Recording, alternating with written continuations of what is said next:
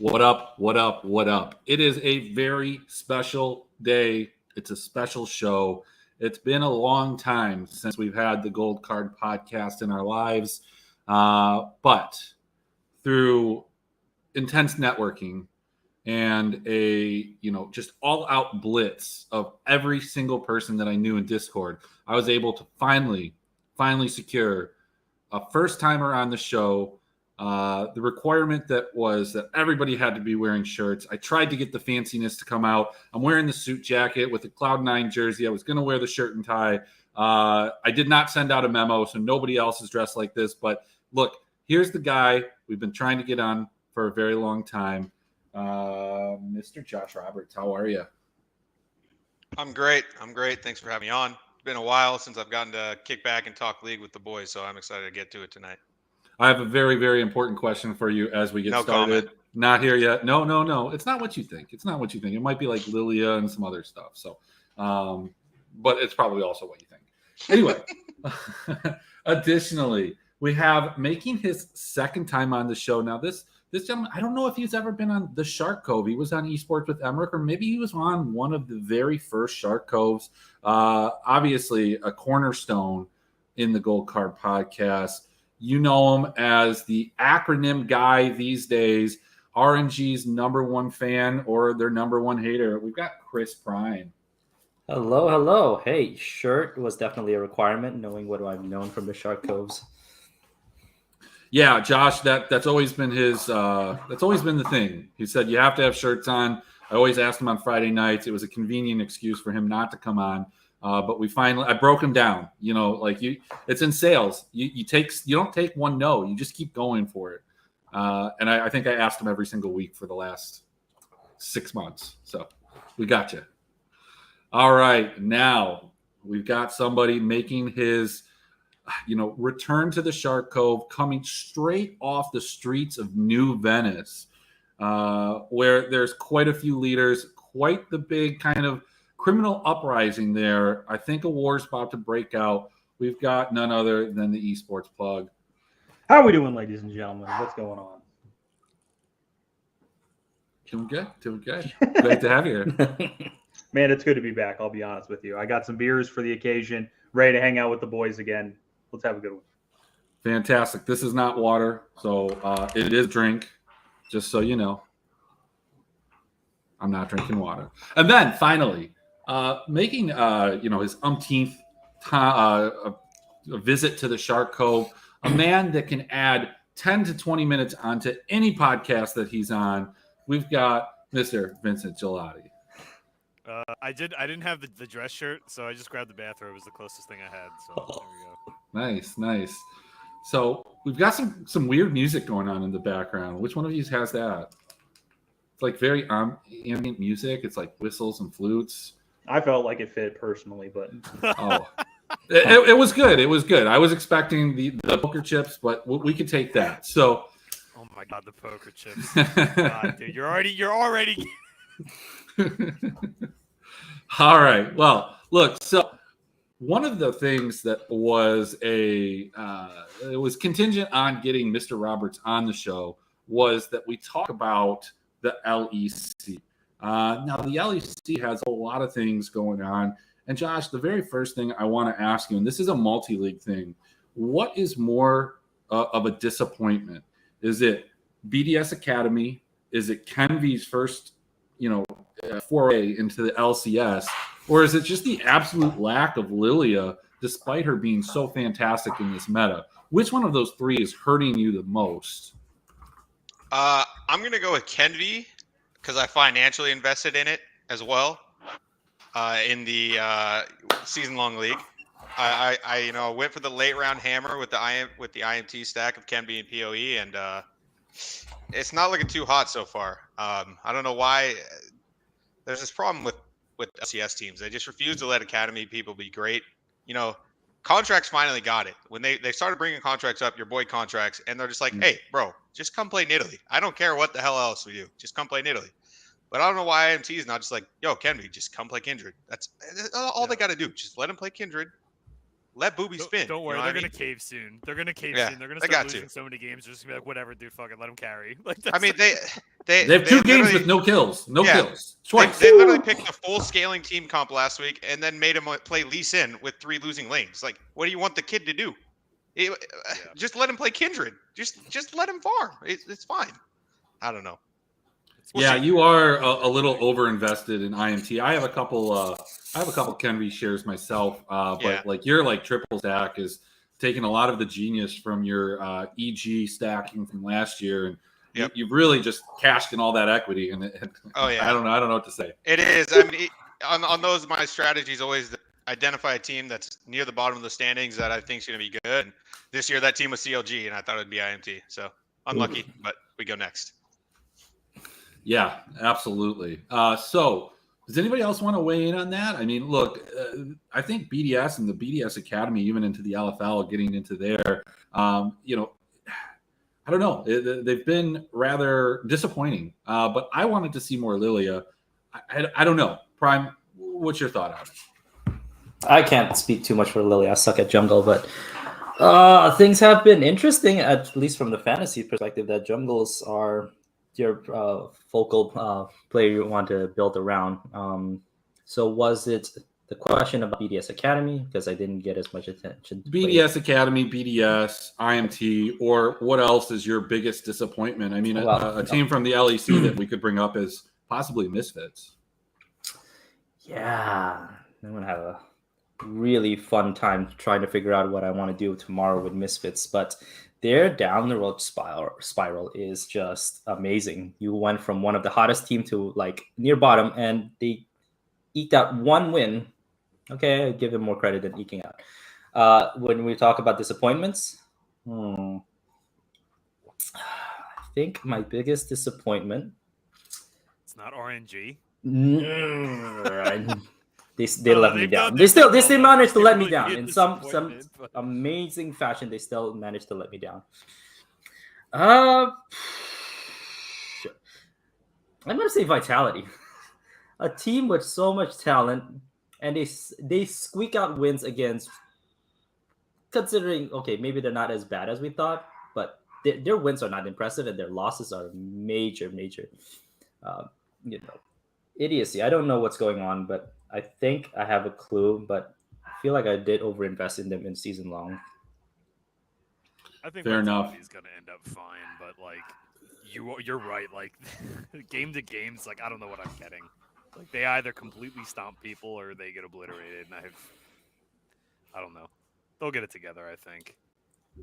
So, Vince, before we get what your biggest disappointment so far is, John, I know what your disappointment is you took a step back from League. You went into this Web3, NFTs, full force. And as you did that, the rise of XL, the rise of CLG, all of these teams have become, prominent players in the game. He paid the greatest cost. Honestly, the thing that's the most disappointing about it is I'm catching up for the show because I get to have a whole new role this show, which is great, which is that I have not watched anywhere near as much League as anyone else. So I get to come in with like uneducated questions. So I go catch up on my research, and I'm looking at the LEC. I see XL sitting at 4-1. I'm like, wow, this is insane. I look at their roster, and this fucking guy Nuke Duck is on the team. Can we just get this fucking guy off the team? Can we get him out of the league? I'm done. We've been talking about him for 5 years. We're done with Nuke Duck. It's the year of the duck. Apparently we're not. Apparently it's the year of the duck. Oh, yeah, it's the fucking year of the duck again, huh? Just third year of the duck in a row, huh? Yes. Well, I didn't believe it in spring, but summer, apparently he got the memo. I think one of the big parts of XL, though, is Marcoon. And, we've seen a couple of these junglers come up through the ERL ranks, whether it be Schlatten, Syncroft, or Razork on FNC has been kind of a fantasy disappointment. But Marcoon came up with Avian. They did make a little bit of a wave when they came in, but they kind of faltered, partially because one of the two of them would continually int, and they would take turns doing it. But he's been absolutely solid. Vince, what's your take on that? And that, because I know you're a big XL believer, and who's your biggest disappointment across all leagues? Excel, I don't think it's any one person. I think it's a whole team effort. I don't know. I just finished writing for tomorrow's matches, and I don't know what they had in the water over there or what they were doing, but like the whole 2-squad boot camp in Korea apparently, and I guess they just got good scrim partners. I know they kept shouting out Nelson for that, but like it just go if this ends up being sustainable and they look this sharp the whole season, that's just more on the case for like strong competition makes better. It just sharpens everything, right? It just makes you better. And they were over there for what, like 6 weeks or something, scrimming all the MSI teams and everything, and they just came back looking like a completely different team. I haven't looked much at the ERLs. They're like lower divisions teams dominating too. Oh, their lower division team is, I think they're undefeated still. So they're also just dumpstering everybody. That's like, they're one of my favorite bets. Like, I love taking the spread, and their spread's usually somewhere between 10 to 12. They're that good, unless they're playing one of the other two top teams in that league. It's like just take the kill spread because they're going to be minus 500. You can get the minus 120, 130, 115, whatever the case is. That's like just one of my almost auto bets. It's like, oh, who's JDXL? And, they're coming back after a season where they didn't even make it to EU Masters. X7 beat them. Bifrost got there. So they were a little upset. But no, they've been fantastic really too. Good. So yeah. I John, it really is. It's poetic, man. Like you go away and they come back. They're playing. I mean, it's bad timing because of the upset this morning, but they're literally playing like T1. They look like T1 when they're playing. It's really crazy. Up tempo. They're super aggressive. Like everything's crystal clean. I think it's really crazy that them and CLG are both having good seasons, given that like those two orgs, I had gotten to the point where I assumed it had to be like majorly systemic for those two teams. That no matter who was on their team, they just always sucked. Like I thought it has to be a coaching staff, general manager, like ownership issues where they're just making these guys worse when they come here. So it's kind of cool to see both of them kind of having a better season this time around. Yeah, because I mean, with CLG, it's weird because how could they not be good? I mean, Dokla was fantastic in Academy. Contracts was fantastic in Academy. Luger was fantastic in Academy. Palafox was fantastic in the like the entire team was like an Academy All-Star team. So you'd think that they'd be at least somewhat competitive. They didn't look like they liked each other. They weren't having fun. Maybe it's because they had Jenkins. Dokla comes in. He's the bringer of fun. I have fun when I watch him. So Big jokes. What were you going to say, Josh?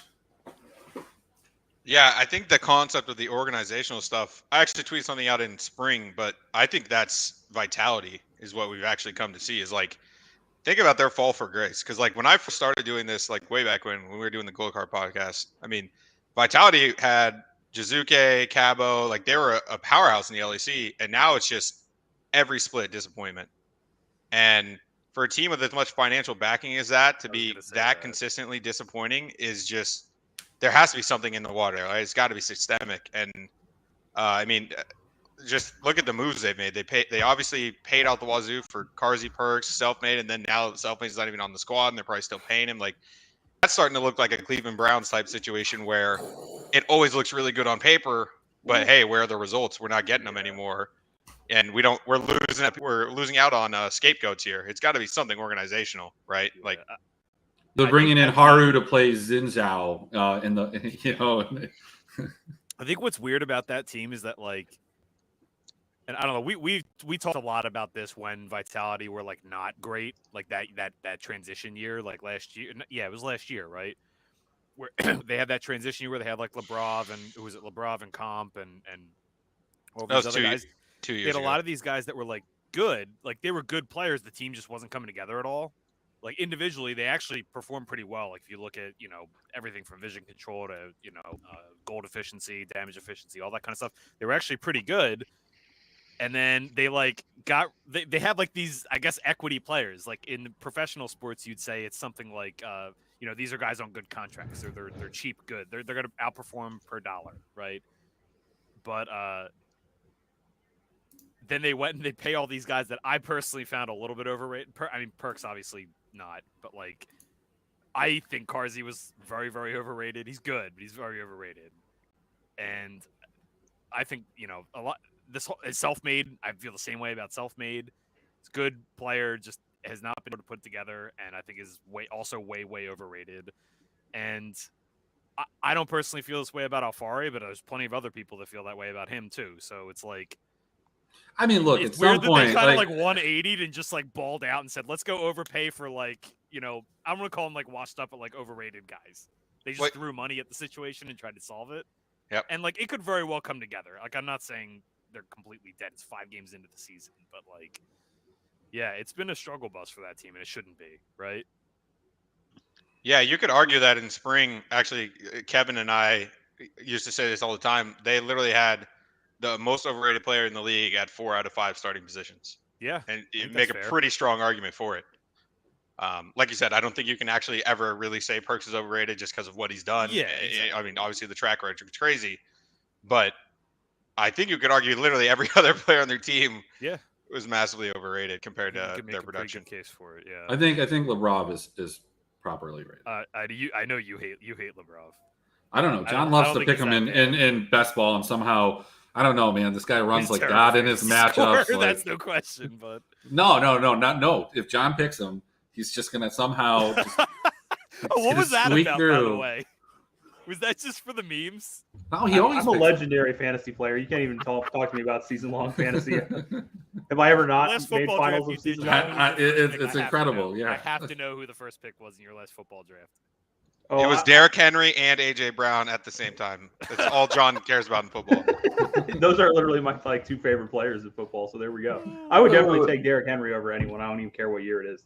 No, last year John had a great NFL player. I can't recall the name. It was so good too.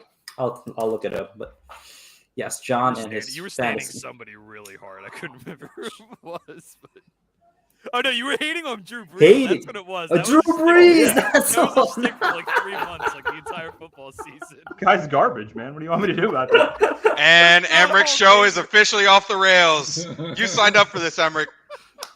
it's all right. It's okay. I don't know. Did you watch Saturday's show? My God, man! Like when I messaged all of you guys, I was right there. I don't know. I lost like 2 hours. I found like a tortilla next to my bed. I drank like almost an entire liter. Saturday, I thought I held it together. If you knew how hard it was to articulate, I don't want to go back and look. I saw the tipping point happen in real time, by the way. Okay. Okay. I should have made one of those microwave pizzas and had it on the plate again. We should have called back to that joke. All right, so let's do this. Let's hop into some of these games. Let's just start it off in the LEC. That's why Josh is here. That's what I said. That was the agreement. And it looks like the opening game is his beloved organization, BDS Esports, against what I think we can all agree upon. Even if we thought that they were overrated, if they were somewhat fraudulent, Misfits. We have BDS that just put up 2 great performances against FNC, against G2. Is this a game where, X Matty coming in and getting some extra reps for a suspended crown shot can help propel them to beat this Misfits team that just doesn't seem to have an early game? And BDS has had a good early game. They just like to throw games. Josh, I'm going to kick it to you first. Yeah, I mean, obviously, trying to put aside the bias, I do actually just think like this line is a little bit too tight. I think it's very recency biased on, like if they would have played this matchup week 1, I think you're looking at Misfits like minus 300. Now, obviously, Misfits hasn't looked as good as we thought, and BDS is fresh off 2 big wins. But I think Misfits had a pretty good week last week. I thought they showed out pretty well, put up some good games. So I like that minus 155 number quite a bit for Misfits here. I think this is a game they should be able to take advantage of. I really just think like, even though they lose, like we saw it even in spring, like VTO is really just a ticking time bomb in terms of it's not a question of if, it's just a question of when he takes over the game. And I think that this is just going to be another example of that. I mean, he's just good enough here, I think, to kind of take over this game. Yeah, he's the best player in this game, no question. Like, I think that's the case. I mean, I think if you're going to make the case for Misfits here, for as poor as they've looked, it's that they completely smashed SK, which after how badly they played, I mean, the smallest gold lead or gold deficit they had at 20 minutes so far leading up to that game was like 4,000 gold. So Like, they were completely obliterated. So we're every gonna game. pat them on the back for beating what's probably the worst But- team in the league, so- SK. I don't want to give them too much credit, but that is what you wanted to see in that spot. Like, you wanted to see a get right after a brutal first 4 games, right? So at least they gave you that. If that was a wishy-washy win, everybody would be rushing to back BDS here, right? I mean, I am rushing to back BDS. Yeah, me too. I think BDS has. I mean, at times BDS even in spring looked really good. I'll call back to the time where they cost me thousands of dollars, and Kevin is probably triggered as I say this because I bring it up all the time. It was a very traumatic moment. I then rushed to the store. I bought some alcohol, got drunk, live bet Golden Guardians because C9 decided to play Ivern mid. And then I wake up and I find out that they somehow they fell behind and they still somehow won. So I'll never forgive BDS for that. But maybe the start for this is if they win against Misfits and maybe even do so in high kill fashion. Prime, I know this is a game that you're targeting. I know it falls into your flow chart. You have a rule of things. We've talked about it. First game of the day, LEC slate. Is this like one that you're circling?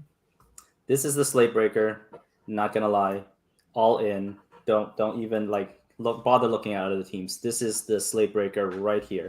It's gonna end up to be somewhere like a 7-3 win, right? It hasn't worked out for me, but I'm gonna keep strong until we get that back. BDS has been highly impressive, and definitely I think they're gonna be either the trendy chalk for GPP or outright just chalk. People are not gonna buy into the Misfits just because they won a game against, like you said, the worst looking team of the LEC. Maybe they're building something around, but I just don't think this is you guys just mentioned VTO would be the best player here, right? And I don't think he played particularly well in this meta. It's not something he's thrived on in the spring. He thrived on his assassin picks. He thrived on really bursting down his opponent.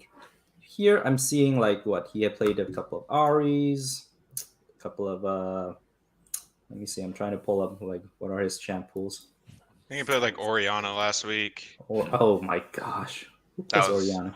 That was atrocious. And the thing is, it's not just him that's fallen out though. Neon, Neon was not somebody that I looked at as a good ADC, but all of a sudden, a lot of these guys looked really good when you had Jinx, with the arcane buff, and that's where he showed out on. John, in your research, did you have a take on this game? I actually had a question for you guys that relates to how I would think about this game.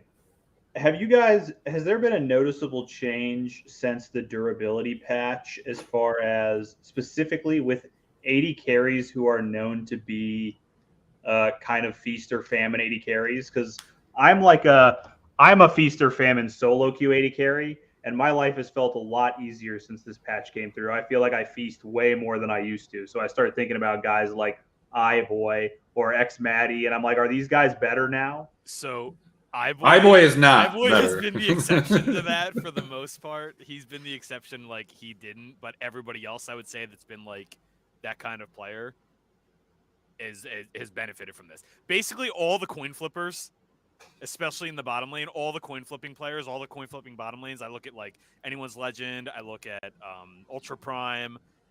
All of these teams, it's actually kind of had the opposite effect. And I know I talked about this with Chris on his podcast the other day, but I actually think this patch has helped the people that do stupid shit early in games because they have a much more it's a lot more forgiving, right? That's how it's felt to me 100%. Yeah, but it's also punished people that have bad late game positioning because everyone's playing scaling now, or most teams are playing heavy scaling. So if you screw up, you can lose the game on the spot. So it's kind of this weird. It's just interesting. So yeah, I think in general, that's been the case, John. But I think you have seen some people that just completely fell off though, and not to jump out of this league, but a guy that we saw do reasonably well in some games like Neo in the LCS has looked like absolute garbage. And maybe it's just that they don't have a command of the meta and that they haven't, it seemed like, for a very long time. But Neon just fits into that. I feel, there's a lot of there's a lot of criticism that goes towards X-Matty. And I mean, I was one of the loudest the beginning half of spring, but I thought he got a lot better. And I don't think he's been the problem for this team. I think this team just is I mean, in a different spot, but similar to what XL was in spring. Like, they're not as good as XL was in spring, but they're still just missing that part.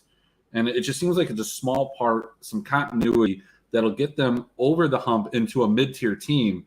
And, you know, I think even embracing Aggressivu as a, as a carry, because that's what he wants to do, has benefited them. Because I don't think they did that week 1. I think that they did it a little bit more in week 2. I think just another word of caution. Like, it's early in the season. This is a book as old as time, but like, some of these teams do look legitimately better. I would just make sure you're reserve some judgment for like until we get a bigger sample size, right? Like, gotta take off the jacket, guys. Like, you can look obviously better, and I agree. Like, I think some of these teams do legitimately look better. Like, and a lot of them, like, you couldn't really look that much worse, right? Like, Astralis were god awful, right? So Astralis clearly look better. BDS clearly look.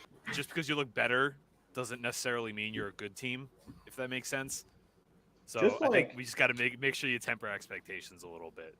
Just going off of what I know of these players, and obviously a lot has changed. It's been a half a split or a split since I've really paid any attention. But BDS was the only team where I looked at their roster and I was like, could these guys win EU Masters? I don't know. Maybe. they'd be pretty competitive, I think. So, like, I guess I would lean Misfits, but obviously I have the least knowledge of the crew at the moment. That was a comment. That was something that I used to say about them last split. I was like, this is like an ERL team. But that was with Adam. And that was with Limit. And now they've, got this other guy who actually scored abnormally well, almost the best scoring support in the combo leagues last year. Or last week, rather. Erdot. Yeah. Reminds me of a race in EverQuest. That's what, when I see his name, I think of them. That's a deep cut, man. I mean, it does. They're like they were called the Iridots or something like that. I wonder if that's where it's from. It could be. Do we have any final thoughts on this over unders? I mean, I think that if you play BDS, I feel like you take the over. And I think if you're betting Misfits, you can kind of take the under. I think you bet BDS here because, like, make Misfits show you, but don't be surprised if Misfits comes out and just looks better. Sure. That's where I'm at on this. All right, Prime, I'm going to kick it to you first. We've got you were the first person to bring it up. We've got Vitality against SK. We've got possibly the most overrated team versus the worst team. This line is nowhere near as crazy as they were last year. Wow. Minus 220. It still feels heavy-handed for a team that you don't necessarily trust on a week-to-week basis, but you look across the rift and you see SK Gaming. What say you? Yeah, this line looks about right. I thought they were going to be a much more heavy based on name value, right? But I think they very much realized that Vitality is not going to be a world beater, at least at this point. They look like they're still trying to figure out how to play as a team. Great individuals, talented individuals. I mean, after I talked with Gelati in the podcast, I was thinking maybe teams that have better chemistry, because that's more the orientation of like the current patch. You have to work as a team, but then you have Alfari who wants to do what he wants to do. You have Perks who does what he wants to do. You'll get a little bit of a low scoring game in my opinion here, but I think it's about right. I don't trust SK as far as I can throw them. Gilius has not been the X factor that I thought he would be.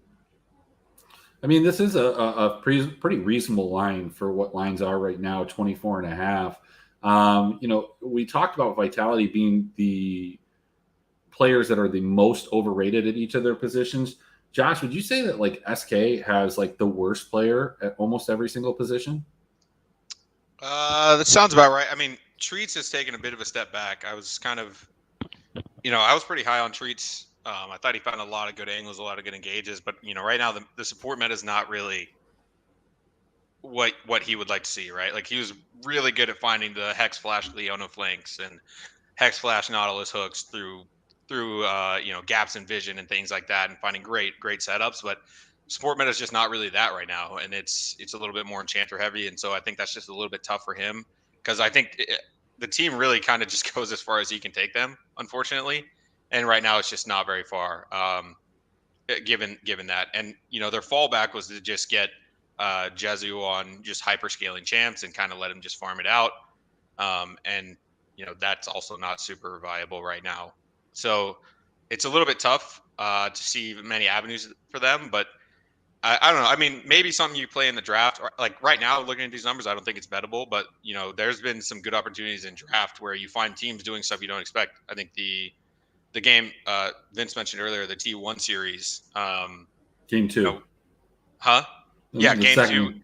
Yeah, game 2 and game 3. Like you see a team lock in Seraphine and Senna, or both, or just one or the other. Like that's a good opportunity. I mean, we were able to get equity on them at I think plus 550, plus 800, plus 900 in those games, and massive payouts. I know Kevin and I were all over those. Upset machine. Yeah, and so maybe we get a situation like that if they have a team, if you have a team here that can fall behind, and especially like Vitality, like I think the book wants this to be heavier, and so Vitality comes out, gets a first blood, but they're against the Senate Seraphine bot lane. Like maybe you find a spot there to live bet on SK, but right now I'm not touching it at either number. I think if you are going to make a play right now, it's probably Vitality, but I don't know, the number. It seems like a kind of a bait number to me. I think what's funky about SK is that like what they were good at last season, you would think that they're good. Like they had a problem with getting beat up early, and it was just a matter of teams could just run them over or not. But every once in a while last season, their mid game was outstanding. Like their team fighting was very, very good, and they would bring games back from the brink doing that. That's kind of like what the meta is right now. Like there's a lot of teams that like aren't getting huge leads early, but they're just a lot better mid and late.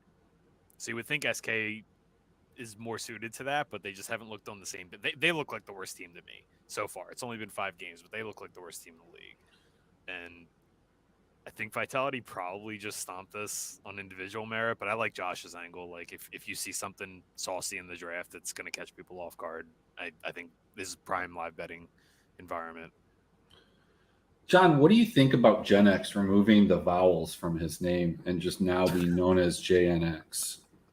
That's right. You got to rebrand sometimes. And I got to tell you, if you think I was annoyed about Nuke Duck still being in the league, imagine how I feel about Gilius.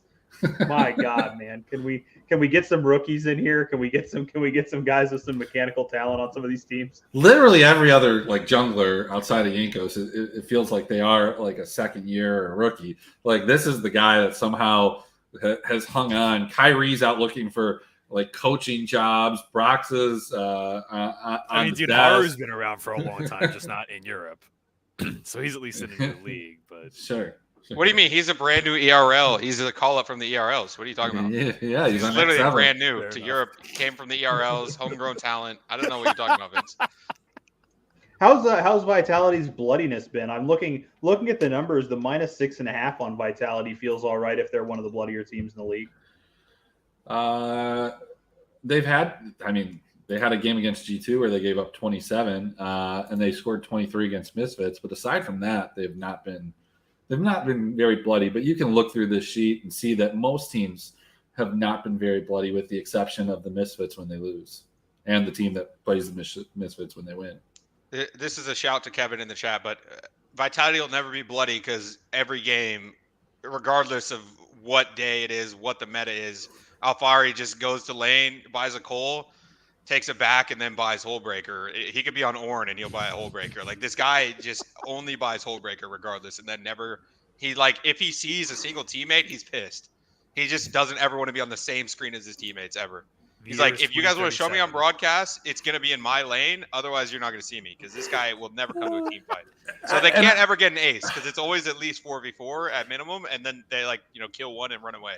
And I felt like last split, Vitality, like either they won at 16 kills and the game was over, or they gave up 16. It was like this weird number. It was like they'd either get 16 kills with like a Diana Yasuo combo and just like snowball the game and end really quick, or they would just get the shit kicked out of them and then they would be ended very quick. So that's what I got. I think the under on this is actually I pretty played the strong. under. I played the under in this one. I think it was my only total for the week, or for the day anyway, in the LEC. All right, Vince, I'm going to kick it over to you first. The next game is Rogue and XL. This is it feels like this could be a change in the guard. Look, XL's plus money. I think somebody in the chat, I think it was Lee, could have been Abrasive, it could have been somebody. Whoever it was, I apologize. I don't remember. I know it wasn't Mike B. That's all I know. Said that XL, I think we saw the last time that we got XL at plus money. If Mike B saw this line, he would tell you that XL is plus 105 because he points out the obvious. Vince, what is your feeling here? I think both of these teams play, at least in their current form, and again, we're 5 games into the season, but the way XL have looked so far, the way Rogue looked the same, right? So Rogue look exactly the same. They're going to do their thing. They're still very, very good at their thing. XL look more like what Rogue was doing, like the way that they want to play. So to me, this is like an actual coin flip. They're both playing really, really well. Like you could maybe knock Rogue for looking a little shaky at times. XL look a little sharper right now. Like I could hear that argument. To me, it's a coin flip. I don't think you can play Rogue at this price, given how good XL's looks. But I didn't pick either side in this. I just think it's going to be a stomp one way or the other. Like when you have 2 early game teams like this that are very, very good at snowballing games out, usually it's just whoever gets the first edge is just going to take it all the way home. So let me ask you, a thought on some of these games where the line feels pretty right, and like you don't necessarily want to attack it because the line's right. Like it's a coin toss. Maybe you don't want to gamble. Yeah. Would you ever entertain like for example, they're not really giving you good enough ones here, but taking the spread, but not taking it to an extreme, but just taking it to like kind of give yourself like a extra 10 or 20 points on there. And I mean, if we're talking 2 or 3 kills, how many games really end, within 2 or 3 kills? Very few, I would suspect. I mean, you can. It's pretty easy if you build yourself out a database with all that. It's pretty easy to look at like how often that happens and just be like, okay, if this happens in 4.5% of instances, just take that. What kind of line value are you getting comparatively? So like, is that going to be within that range of outcomes for that? You could do that. I do that a lot with like smaller spreads. Like if it's like anything less than 5, depending on like where the league's at. Like 6 and 7 tend to be the key numbers, like usually, but that's been a little whacked out this season because of like all the low totals. But yeah, I kind of there ends up being like the most frequent margin of victory and defeat numbers, and if it's in that ballpark, I tend not to mess with it. But if you can get like a minus 180 favorite, 3.5, minus 3.5 to get it down to like 110 or something, you do that, right? Like if you think that. Yeah. This is not only my football strategy, although it's uneducated in football. I just do it. I always bet minus 2.5. But this is something that's actually super profitable, and I have to assume the books just don't have a great way to do this properly in esports yet. But like this is something I've harped on again and again in Counter-Strike. Is they always offer minus 2.5.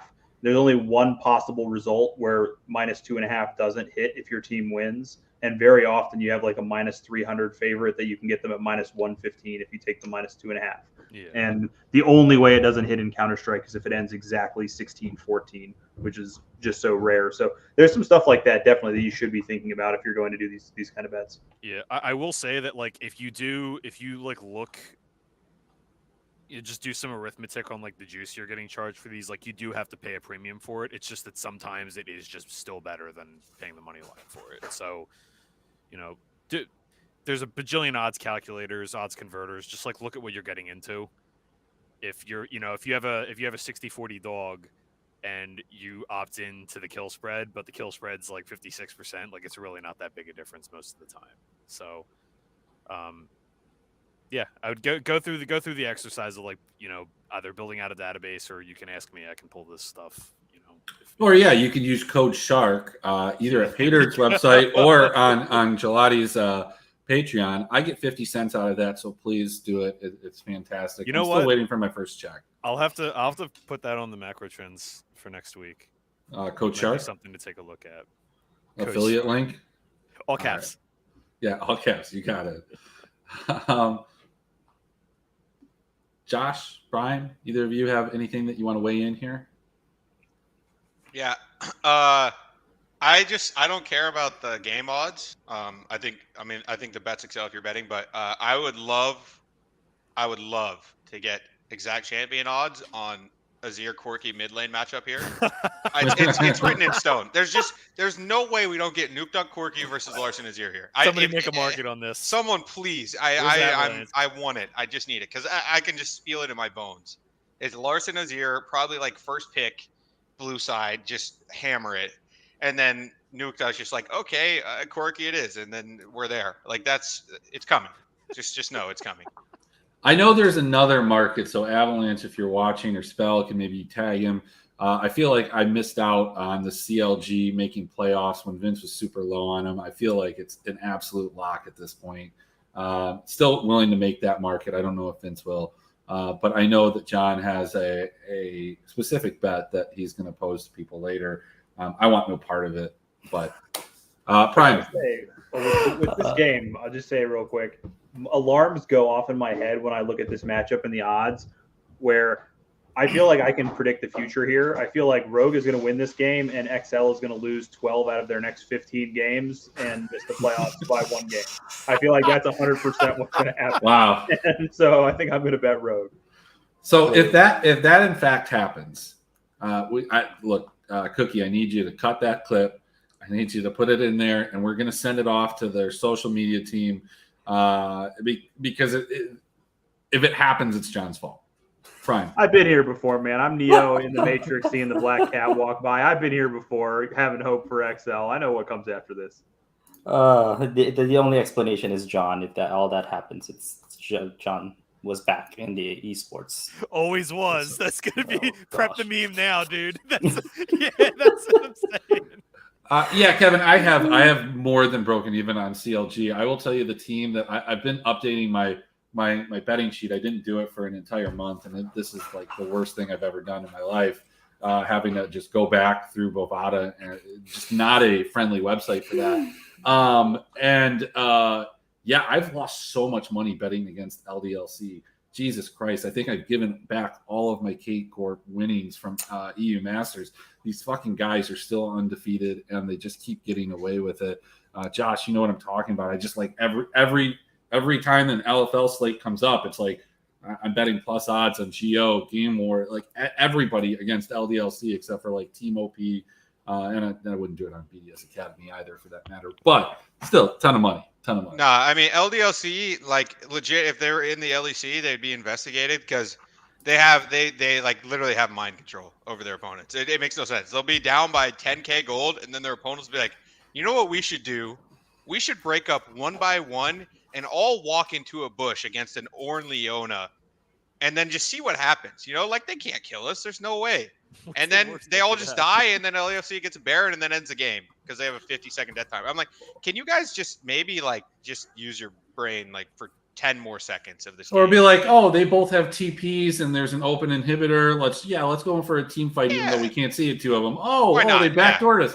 How does this happen? They've only done this 4 times to split. Yeah, I've never seen it on tape or anything. No idea how. Happened to BDS like 2 games in a row in a 5-game series. Dude, how many times did Mad Lions do that last year, dude? No, It's LDLC. like, It's worse. It's worse. Like at least Mad Lions like fought it out. Like LDLC like squeaks a guy out and he like runs through the jungle and then just kills the Nexus. It's bullshit. Like dude, Mad LDLC, Lions somehow just like survive. Dude, LDLC, they'll be like the other team's 5-manning Baron, and then they'll just send like a random like it doesn't even have to be an actual split pusher. Like you would think it'd be like a Camille. They'll send like their Xayah, and then their Xayah will take like 3 Hex Gates on the bottom side all the way into the opponent's base, and then just end the game. And I don't even understand. It makes no sense. It's fine. I'm fine. I'm not mad. They're undefeated. One of the 2 undefeated teams in ERLs right now. At least the major ERLs. Hey, so Prime, I'm going to kick it to you here. The most exciting player in the LEC right now, the one that has the most hype, Jang Hoon. I don't even know how to say his name. John Hoon? Pike. The guy that plays Pike better than Hillsang. This guy has reinvigorated this team. We get Zanzara off of it. Great interview. The guy goes to the ERL Misfits. Absolutely sucks there. They're starting to pull it together now. I think they're 500, but Astralis, I think that they've been one of the biggest surprises in a positive light. But, man, they face a tall test against a much more tame and boring Fnatic team than maybe we've been used to. Dang, is it really a good team? I'm getting to doubt this Fnatic as being a great team. Maybe they're still good. I think that by the end of the day, they should still make playoffs, right? But like you said, Astralis has been not garbage, which was what they were the last, 3 splits or so. And yeah, that would be exciting to watch. Like whose Pike will be if they get to pick Pike.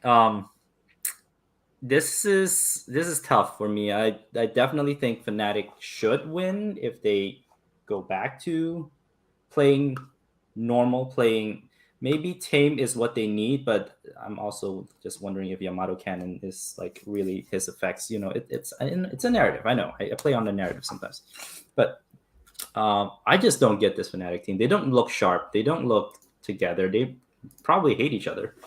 That's in some ways.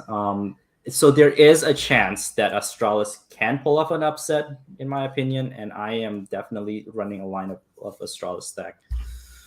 But don't bet too much money on it. Prime is going to lose you money. Well, I mean, let's kick it over to Josh because Josh, one of your favorite people is one of the biggest Astralis fan in the entire world. Friend of the show, Gugs. Loves Astralis. What do you think about Astralis? Can they get the dub here? So I can't really wrap my head around how Fnatic is bad, at all. I don't. It actually just makes no sense to me. I was a huge believer in them. I think I have several futures with Fnatic in them in terms of the champion of the league. And it has been very disappointing. I'm not really sure what happened. They were pretty good and seemed like they had kind of found their way. It seems like a pretty decent meta for like you said, we've seen it. We've seen the Pike come out and abuse these enchanter lanes. That's kind of how you abuse them. You just get these permanently roaming supports and you can kind of abuse it. But surprisingly, Hylissang hasn't found the angles and the ability to do so.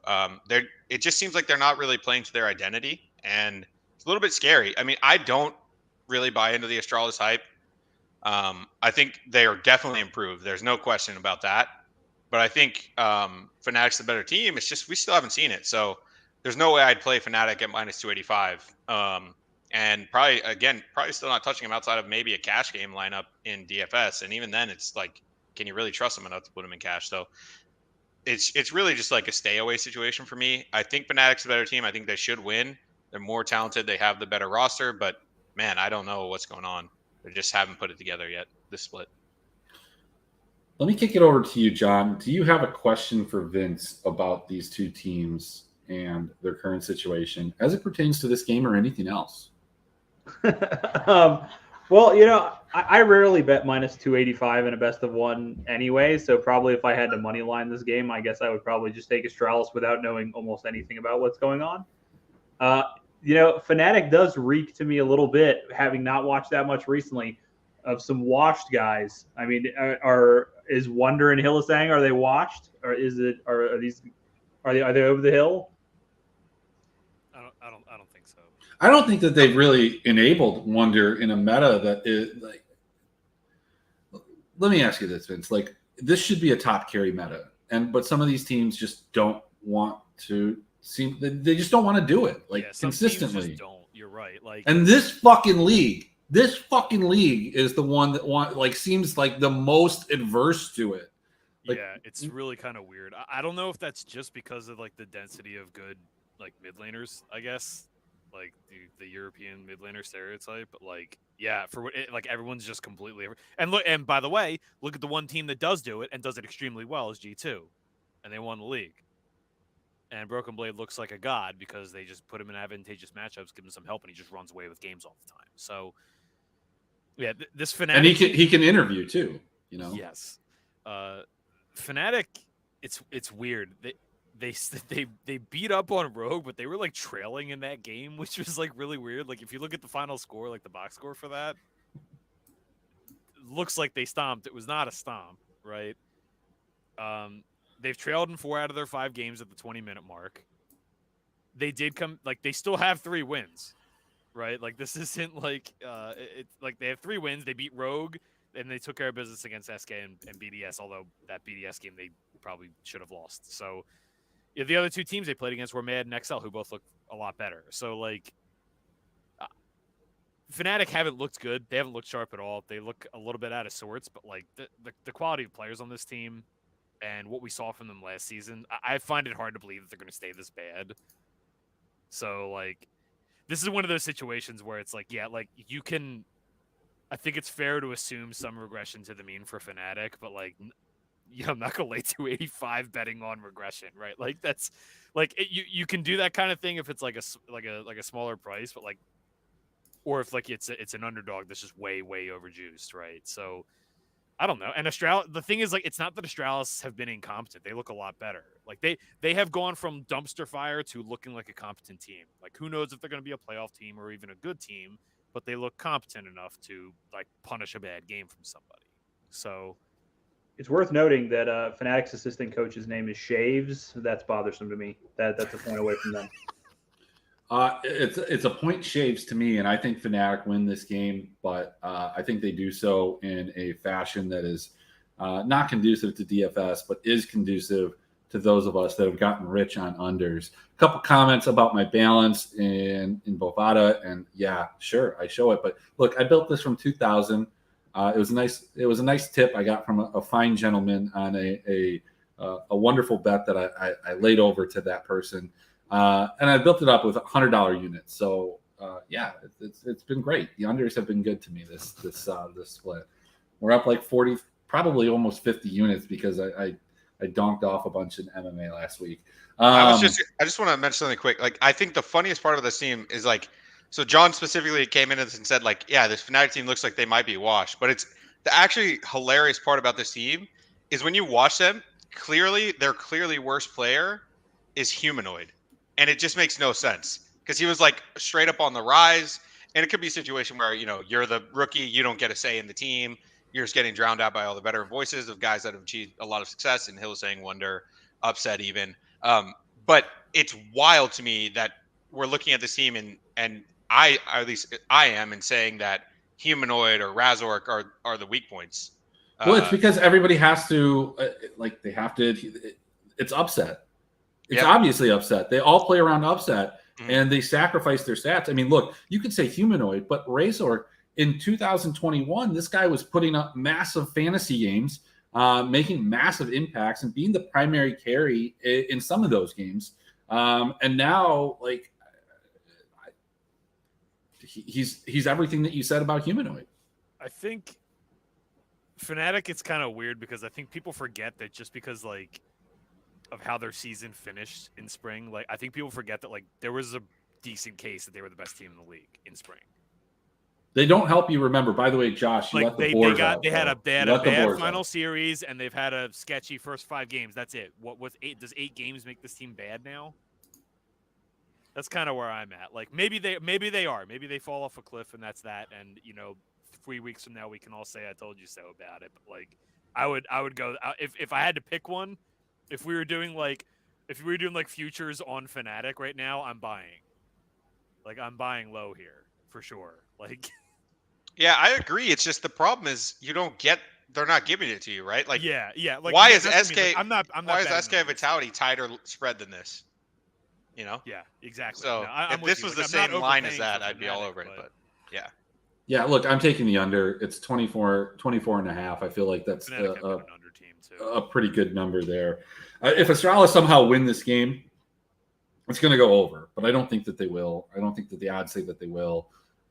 I'm betting the under 1.15 units to win 1. That's the play. So then we're going to close it out with a game that look, every time G2 play, I think to myself, everybody's going to play G2. The other team that they're playing is not actually as conducive. Mad Lions has not been this fantasy bonanza. Like John, tell me it's right. Should I not play G2 in DFS? Like it always was. They're not gonna get like just to point this out. There's no way this is sustainable, right? 18, 20, 25, and 27. This is not going to happen again. Nobody else is getting 20 kills in a win, let alone 3 of their last 4 wins. So I'm not playing G2, right? It's I've right. always lived by the sword and died by the sword of matchups that have popular teams. If you can avoid them, try to avoid them. People tend to want to play like high profile matchups. If there's a matchup between like, fucking BDS and Astralis or something, people for some reason they just aren't quite as interested in playing in a matchup that's unexciting like that. So I do think maybe this might be a good spot if they're already very high scoring so far this season. This is a quote unquote marquee-ish matchup. Might just avoid this one and see if you can get a low score out of this one and pick up some points in one of these other matchups. I think the hope is that like Mad Lions has not been, and I feel like even when I think of Mad Lions, I still think of this 2021 version that helped win me so much money at Worlds. But you look at what they did in spring, and you look at what they've done so far this year. They've not been a bloody team. They're not a coin flippy team. They're not a team that dies a lot. They're not a team that kills a lot. Prime, it's the last game of the slate. Does that hold any weight to you? Only if it's like knocks me out of cash. That's typically what happens. Like John said, this is the primetime game effect, right? Like in NFL, we've been known to avoid TNF games, SNF games when they were on the full slate because people are just going at it for namesake value. I do think G2 provides you with a good enough floor for cash, maybe single entry, but I'm in the same angle here. I'd rather not play this game in GPP based on how much ownership I think they'll have. They're not even the most expensive team. That's what makes them very stackable for many people. Yeah, let me pose this to you guys because like I was thinking about this earlier. I haven't built anything yet, but as I was looking over this, I think it seems like everyone's kind of off. Maybe it's just the circles we frequent, but there's a lot of like favorites on this slate that I think are going to be like under-owned. Like I think nobody wants anything to do with Misfits right now. I think people are sketched out by Vitality. Maybe people are a little sketched out by Fnatic too. Like, is that going to be advantageous from an ownership perspective in like big tournaments? Like, I know they're pricey, but like, you're gonna have an edge on ownership there. I would think. I think so. I think the team that you actually are going to have like the biggest edge that I think is the one that I'm the most interested in. And I don't know, maybe I'm wrong. Like I feel like anytime I play them, nobody else or like everybody plays them, and I'm wrong. And then like I'm like, I'm not going to play them because everybody's playing them, but nobody's playing them. I think Rogue is the favorite that I'm most interested in against XL because I think XL is coming in with all this steam. Yeah, Rogue has 3 wins in a row, but they beat Astralis. Who gives a fuck? They beat Mad Lions. They shouldn't have. They beat Misfits, who everybody did in week 1 and 2 for that matter, except for SK. And then you got XL, who only has lost to G2. So that's what I'm saying. It's a weird slate because like I think like almost all of the dogs on the slate are like trendy. Like people are going to be interested in them. So like maybe the favorites go under-owned, like 3 or 4 of them anyway. I think they do until you get to G2. I think you're going to run into 30% Yankos yet again. G2 will be. I think Yankos was 30%, and then of course they had a Fiesta to make everyone just get. Yeah, you're going to get slammed. Super low ownership on the 4 other favorites, and then G2's going to nuke the slate anyway. Yeah, of course. That's yeah, exactly. I'm going to be in first place. Somebody's going to post like the little fucking tag with little eyes or something. I'm going to have like Rogue BDS. And then the slate's going to end. It's going to be a mild game. Vince is going to send me a message, says congratulations. Hey, and then no, I'm not. No, I'm not. I made the mistake once, and I will never do it again. Oh, man. Oh. I got to say, Rogue was the team from a game theory perspective that popped off the charts to me as well. That's the one that made the most sense. There we go. We got the. Yes, here we go. Throwbacks. Let's go. I was going to say earlier when Prime was talking, just as a fun side note, I might have said this before in one of the previous podcasts, but my dad, who's like not a serious DFS player at all, but does play, he had a strategy in football where he would always try to stack teams that were from states where DFS was illegal, just assuming that their fans wouldn't be on there to stack them and they'd get lower ownership. I always thought stuff like that was genius. I mean, dude, some of those football contests have 100,000 entries. Right, 200,000 entries or whatever. Like, there's probably some minuscule amount of edge to that. Yeah, I think there probably is a little something to it at least, and I always thought like little things like that are genius. I like it. Yeah, dude, this slate, it really does feel to me that like Fnatic, Rogue, probably not Vitality, but like Fnatic, Rogue, and Misfits, I think are going to be way under-owned, probably. So let me ask you this, Vince. Are you playing the 180 for the LAC slate tomorrow? I haven't built yet, but probably if it's still available. Are you going to one-off your captain Maybe. in a 24-man slate? Probably not on a 24-man. Um, Like I said, I haven't done any. I haven't even looked at pricing yet. I mean, look, I say these things, but like I saw your LCS one. I was like, what the fuck is this lineup? And you almost won. Thankfully, I was the one that beat you, so I could still say what the fuck was that lineup. But I was just like, there's like 20 people in this contest. What is this like 1, 2, 4 thing that you got going on? Or how about what's his name with the what was it, the 3-2-2 last night? Look, and if you're watching, like I said, that lineup was fucking garbage. But like, hey, that shit works sometimes.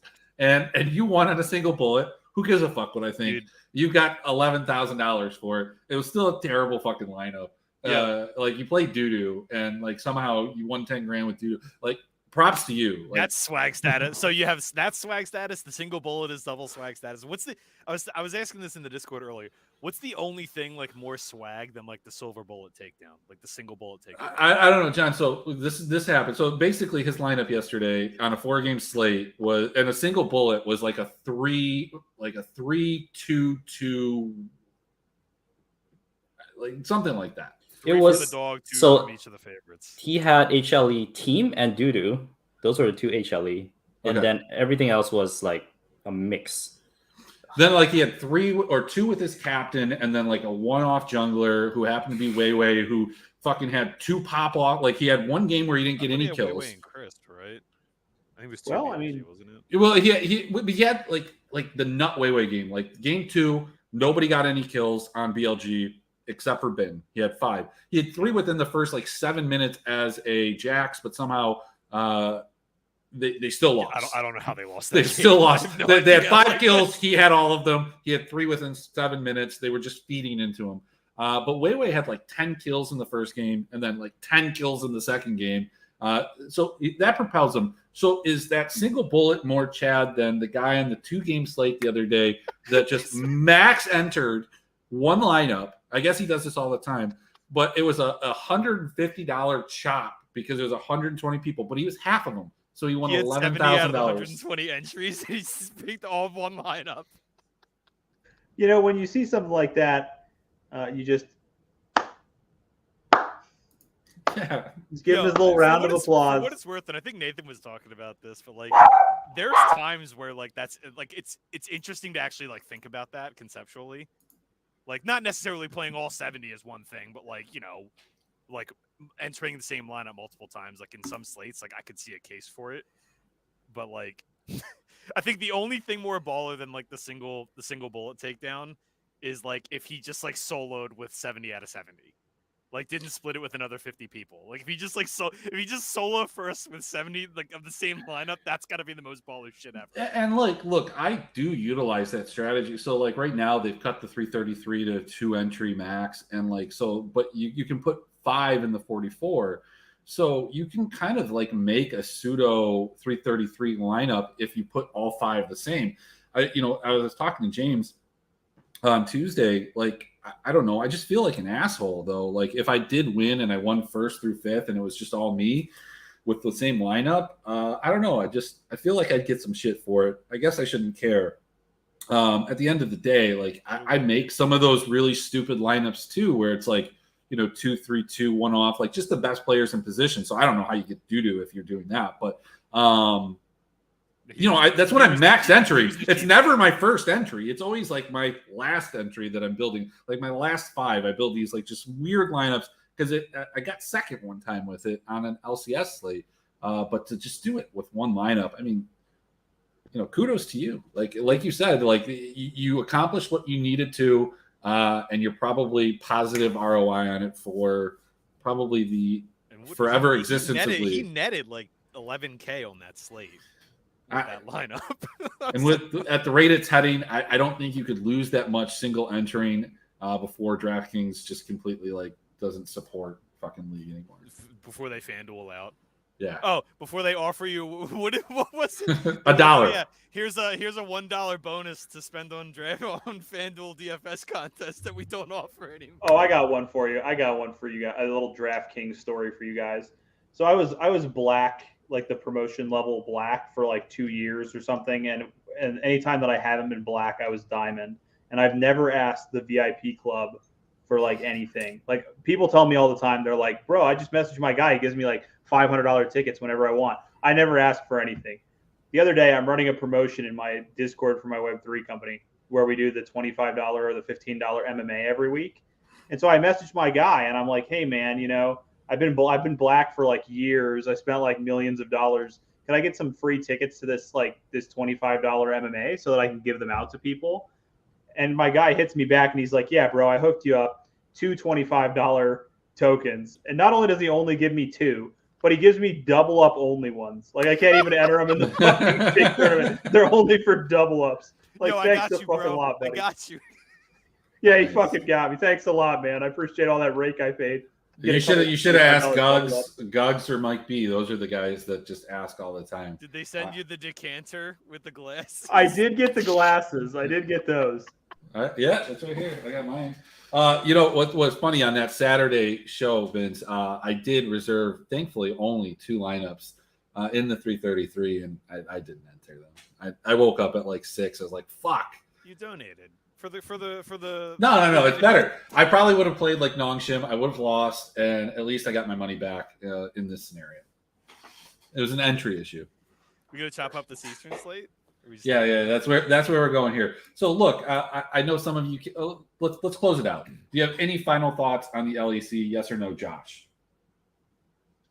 No, not really. I think it's actually a good slate. Like, there's a lot of interesting games.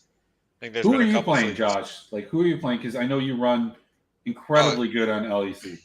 In DFS? No one runs colder.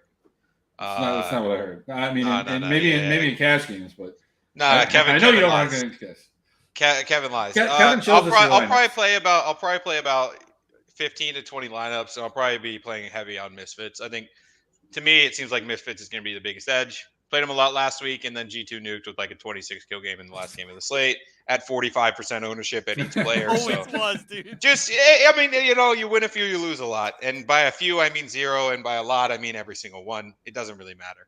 But yeah, I'll probably be heavy on Misfits, praying that they decide to kill someone for the first time in their life. All right, fantastic. Prime, game 1, 2, 3, 4, or 5. Which is the magic one?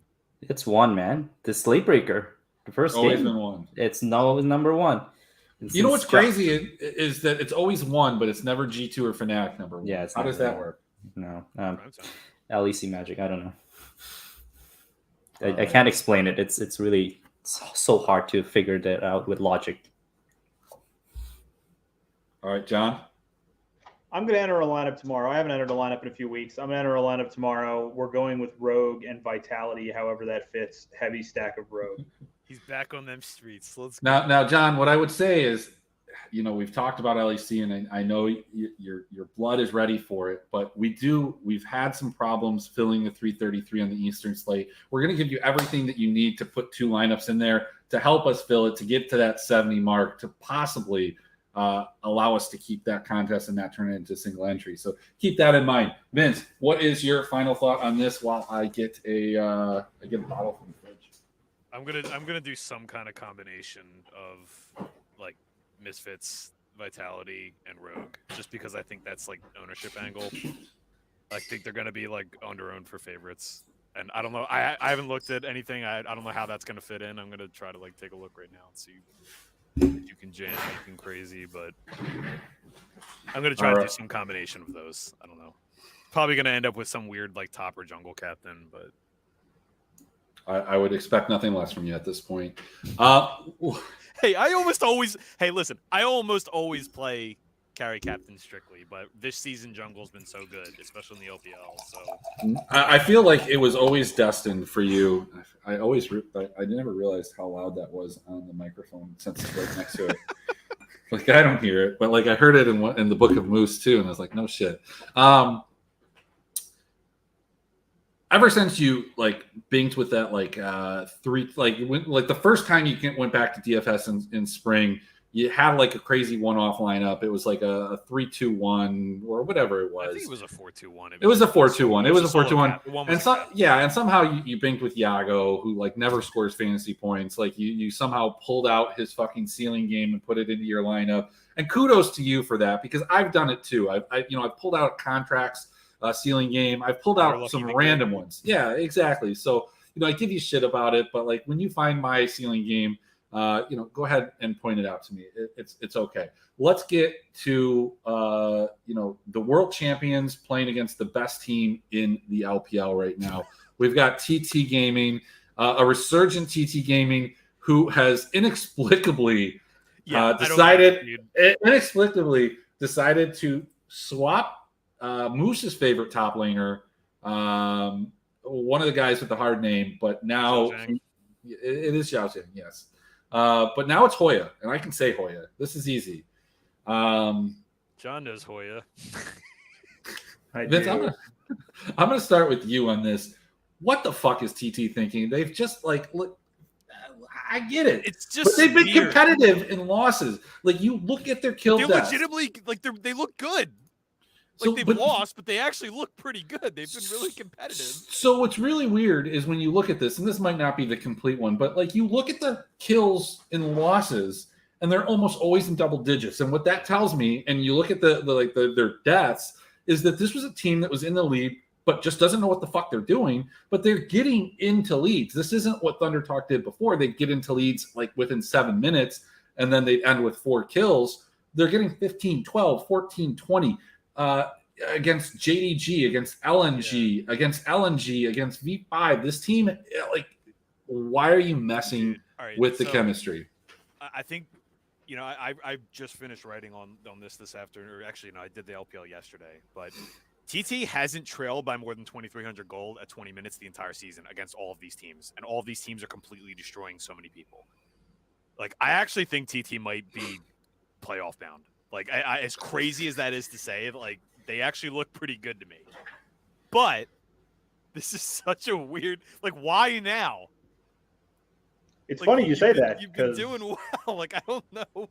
It appears that they took all the worst players from other teams and put them together into a terrible super team. So here's the thing. You have to remember, they were rocking, who was it? New and... They were literally the 2 worst players. Twyla, Captain. Yeah, fucking Twyla and his New Tristana. was far and away the worst player in the LPL and not close. So the fact that they went and got I think Xiao Zhang is actually pretty good. But they don't apparently. They went and got a league average player. That's going from a -10 to a +4. Right? That's a huge and Beishuan we saw on obviously FPX was pretty good, but Beishuan's a competent player too. He's got some niche picks. So they upgraded from -10 and -8 or whatever to positives in both at top and jungle. So I was a little, I don't think this team's going to win the split or anything, but I was a little excited to back this team early and often. And for the most part, they've been competitive. They just haven't quite gotten home with wins. I'm just imagining their GM sliding across the table, and he's like, "Tell me to go away if I'm out of line here, but is Southwind available? Can we get Southwind if we had enough assets?" They picked up UCal in the middle of the spring split. They're like, "Yo, we're bringing in UCal." Who was the jungler before Beishan? It wasn't Xiaopeng. They replaced him. No, it was another. It was a Chieftain. It was Chieftain. Chieftain for a while. They only missed UCal by 9 splits. If they would have got him 9 splits earlier, they'd be crushing. Yeah, UCal, the guy that's forever been. Oh no, he's got the potential. 4 years later, potential, and I'll admit defeat on that one because I was preaching that for a long time. But yeah, he's 35 with potential, dude.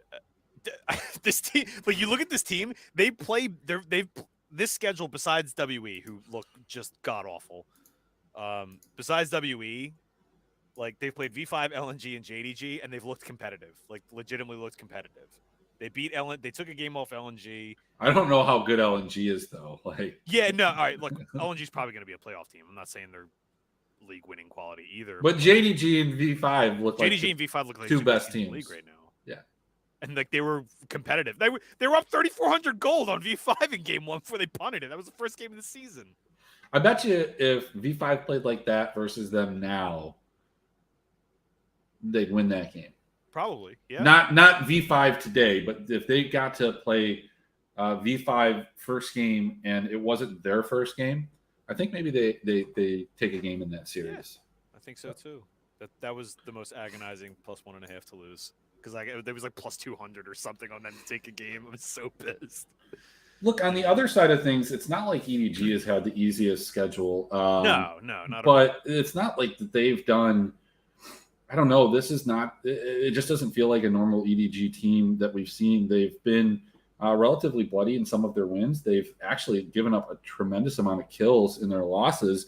They just don't look together at times. They do sometimes just bust out and look like a team that just won Worlds, but at times they're dropping games to IG, who have one win on the split and cost me a ton of money last night. Not that bad though. Like they only have one win, but they've been playing. Look, whenever you're swapping your ADC and your support, you're just playing two ADCs bot, and like they're just rotating depending on the champion. Like I don't know how good that team is. I mean, yeah, it was interesting, but like I don't know. It would have been so wild if that actually took it down this morning. Sure, I would have been happy with that.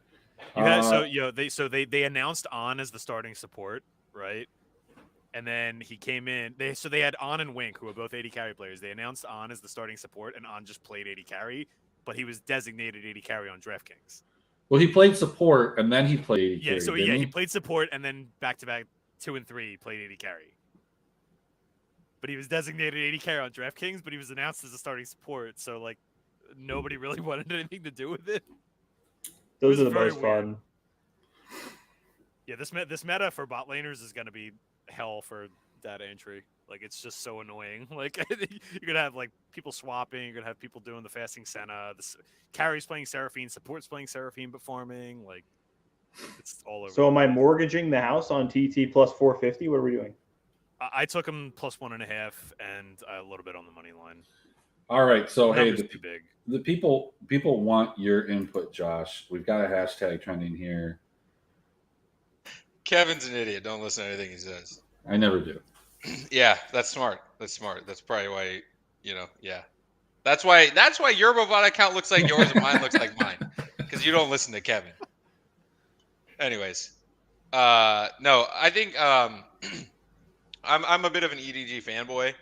I think a lot of people like to hate on Flandre. I think he's kind of underrated just because of that. But I think it's more in the circles that we sort of work within. I don't think in general he is underrated. But I do think it's a weird meta for them because they're another team similar to like what you talked about with Fnatic, where they want to just enable Viper to just carry them to the promised land, which is smart. Dude's an absolute menace. But in this meta, it's not the greatest. And Scout's never really been. I don't want to say never. I'm gonna get reamed by the boomers on the call. Yeah, Vince was about to fight you. Yeah, Vince and John are about to tear me up, but never in the time I've watched been one of those. Like he has pop-off carries every once in a while, but he's developed more to a supportive role in enabling Viper to carry. And right now the meta is just a little bit odd for that. And Flandre, like you said with the carry top stuff, But it's weird because this meta, you gotta like play toward your cat. Like playing toward bot lane is really, really good, but like it's not the same as it was in spring. Like it's not like always a hyper carry. Sometimes you got to play toward it and it's Kalista or it's Lucian Nami or something like that. But yeah, I think. I mean, these numbers are brutal. Like you're not betting the EDG money line, but TT is just drawing so dead that it's tough for me to advise anything. I think John, if you're gonna bet a money line, it's always gonna be the dog in these situations. I'm never paying -700. TT outright. It could literally be the 5 of us on a team against EDG, and there's no way I'd play -700 on EDG. Damn right. First off, because we all know Emmerich's Nocturne jungle would just carry us to the promised land. Oh no, I'm a top lane by John. Bro, I'm a mid Syndra now. Oh, okay. Well, anyways, we'd have tank plank in the top lane by John, and we'd be unkillable. But regardless. Flash in for the Sunfire. Hoya's gonna show up just and a play tough one. Scion in 3 games. And the thing is, I don't know if EDG has gotten more bloody, but in the games I've watched, they haven't been super bloody. So it's like they're this weird team where they're overpriced in DFS and in the betting markets, and it's like you want to have some sort of action involved with them, but you can never really do anything with them. At least in my experience lately. So let me pose one thing, and I love going against narratives in discords, and you know, I so want EDG to take this down with a 4-stack because friend of the show Mike B said that you just can't 4-stack against TT. You just can't do it. You continually can't do it. You can't do it. You can't do it. Can the world champions do it, Prime? Can the world champions get us a 4-stack? Get us a takedown? Can they win me $5,000 because you can't win 10K anymore in the 333? Oh, that's so sad. I know it is. DraftKings and I don't know where their money is headed. It's never a 0% chance. It's just that looking at this slate, there's other other places that my attention is turned to immediately, and maybe that's your angle. Like, I don't expect EDG to be super popular in this slate. And let me see. I have to check their salary. I haven't even gotten a chance to look into. No, they're way too expensive. You can try to 4-stack them, but you have to find a dog. And I guess, no, I don't think they're gonna give you the 5K. Maybe the second place, Amrik. You're well known for that. Hey, look, I'll take 2,500. So yeah, I mean, this is probably the obvious cash play, though, right? I mean, I think they're the biggest favorite. I suspect. I don't know. Yeah, they are. Okay, so we're not playing this game, and I don't know about the over-unders on this. I kind of lean towards the under, but I kind of don't think that this is one of those games. This one right here, I think is going to command the highest ownership. I would imagine that this is the chalk dog. It's an LPL dog that is known to be bloody. Plus 395, anyone's legend versus Victory 5. Noted spring Victory 5 hater Vince Gelati has now become a proponent for Victory 5 being one of the best teams. Tell me more, Vince. Like, how did these guys with Xiao Bao and Rich, Dream, no rookie, how did they win you over? How did they bring you over to the Church of PP God?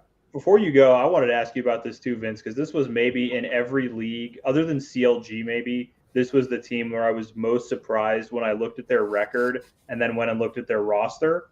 This didn't seem like, one of the undefeated teams. It felt like a solid team, but it didn't feel like an undefeated team. So tell me about Victory 5.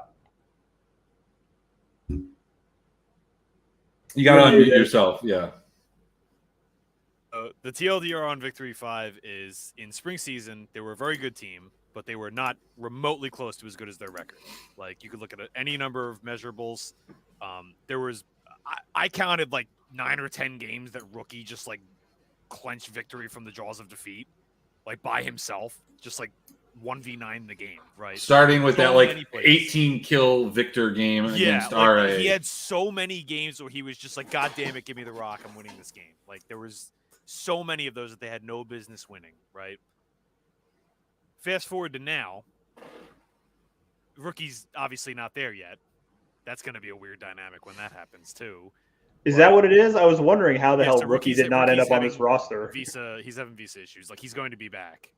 But so here I am, the beginning of the season. This team was way overrated coming into the season. Rookie, the guy who 1v9'd a bunch of games for them, got the league MVP, and he's not going to be there.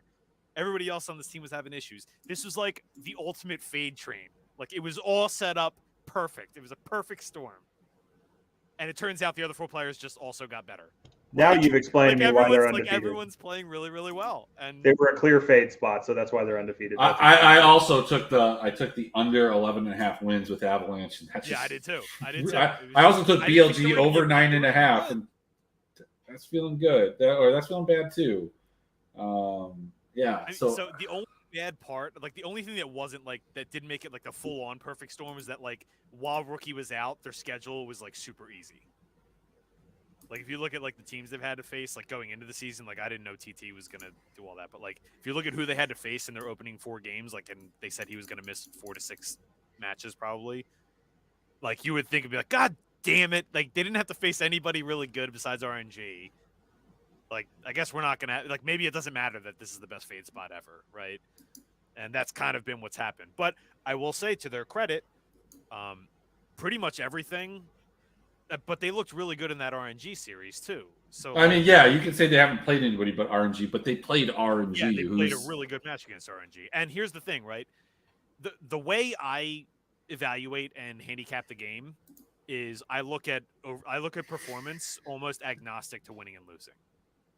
And that's kind of like a different take than a lot of people have because, it's the opposite of being results oriented, right? Like I look at, is this a thing that's repeatable? Are they doing something that's consistent? Are they falling within a range of outcomes consistently?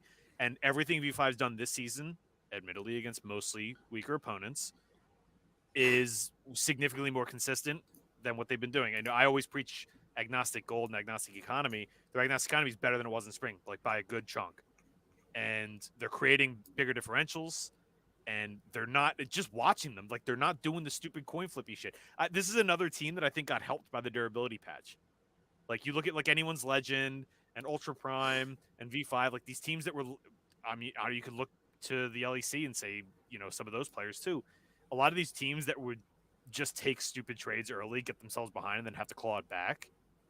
Like you can't really do that as much anymore because it's a lot more forgiving with the durability changes. So my evaluation was wrong on that, and I've come back around to say that okay, maybe these teams like the meta has fixed their problems for them in a weird way, right? Like has there ever been a time like there's definitely been times like this where I'm trying to think of like a good example. Like has a meta ever fixed a team's problem for them? Can you guys think of an example off the top of your head? Like I know it's happened before. Well, top esports, yeah, maybe. Yeah, yeah they teams just that had play like 2 carries, play hyper carry on Jackie Love. Surprise. those metas where Aphelios was clearly stronger than everyone else and WE. Yeah, that's a good one. Elk, right? Yeah. Yeah, I mean, like the fake IG World Championship where they only won because Aatrox had like 7 lives every time he pressed R. I mean, yeah, that definitely didn't help the Shy who likes to just die 700 times in lane on any other champion that doesn't get a free GA every time he presses R. Really but good this fine. Too. Nah, he sucks. All right, here's the thing. Vince is giving you all these numbers, and you guys remember, if you remember back in the GCP days, I used to be a numbers nerd. Then I met Team Watch the Tape in Kevin McLaughlin.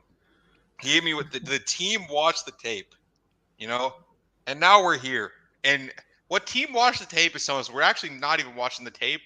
We're looking at the box score before there's any stats populated. And here's what we see. One player in this game used to play in the most boring league to watch, and that's Rich. It's time to fade.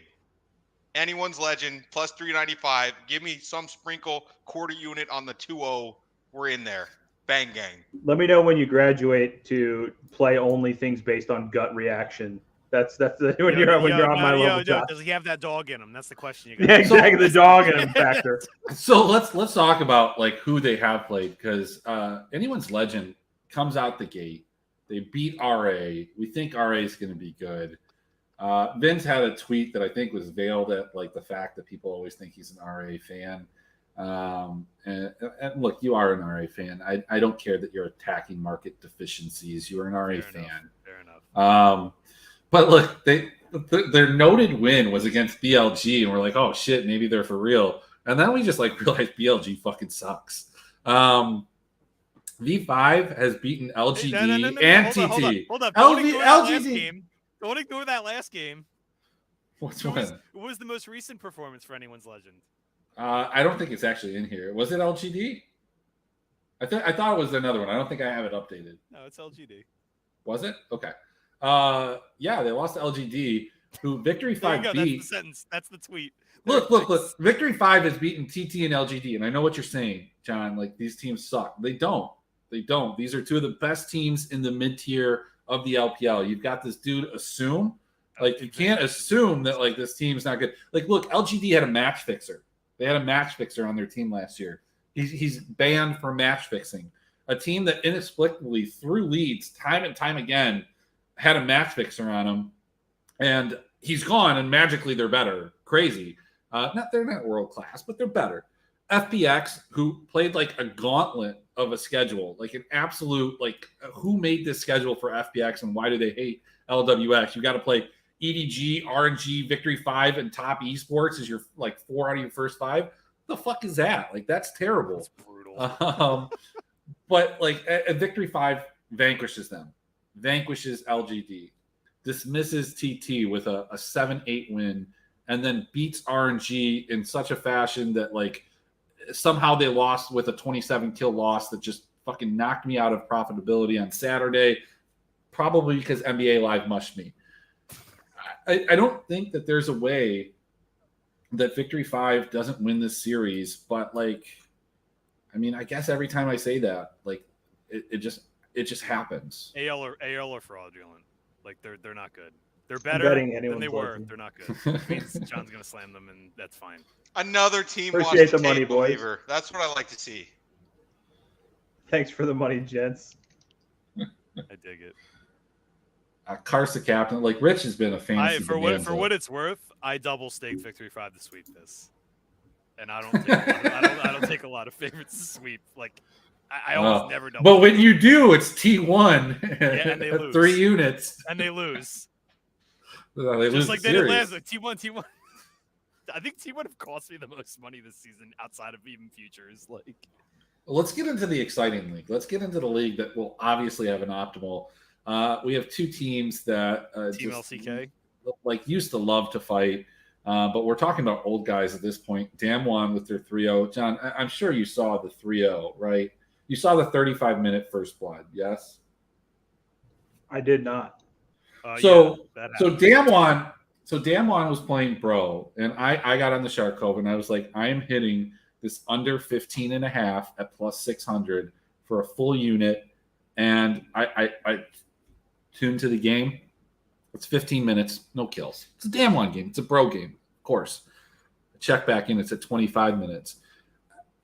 They have taken dragons, and these are contested fights, okay? It's not like they're just giving up the dragon. The teams are fighting. They're having team fights, but somehow they're getting away. Nobody dies.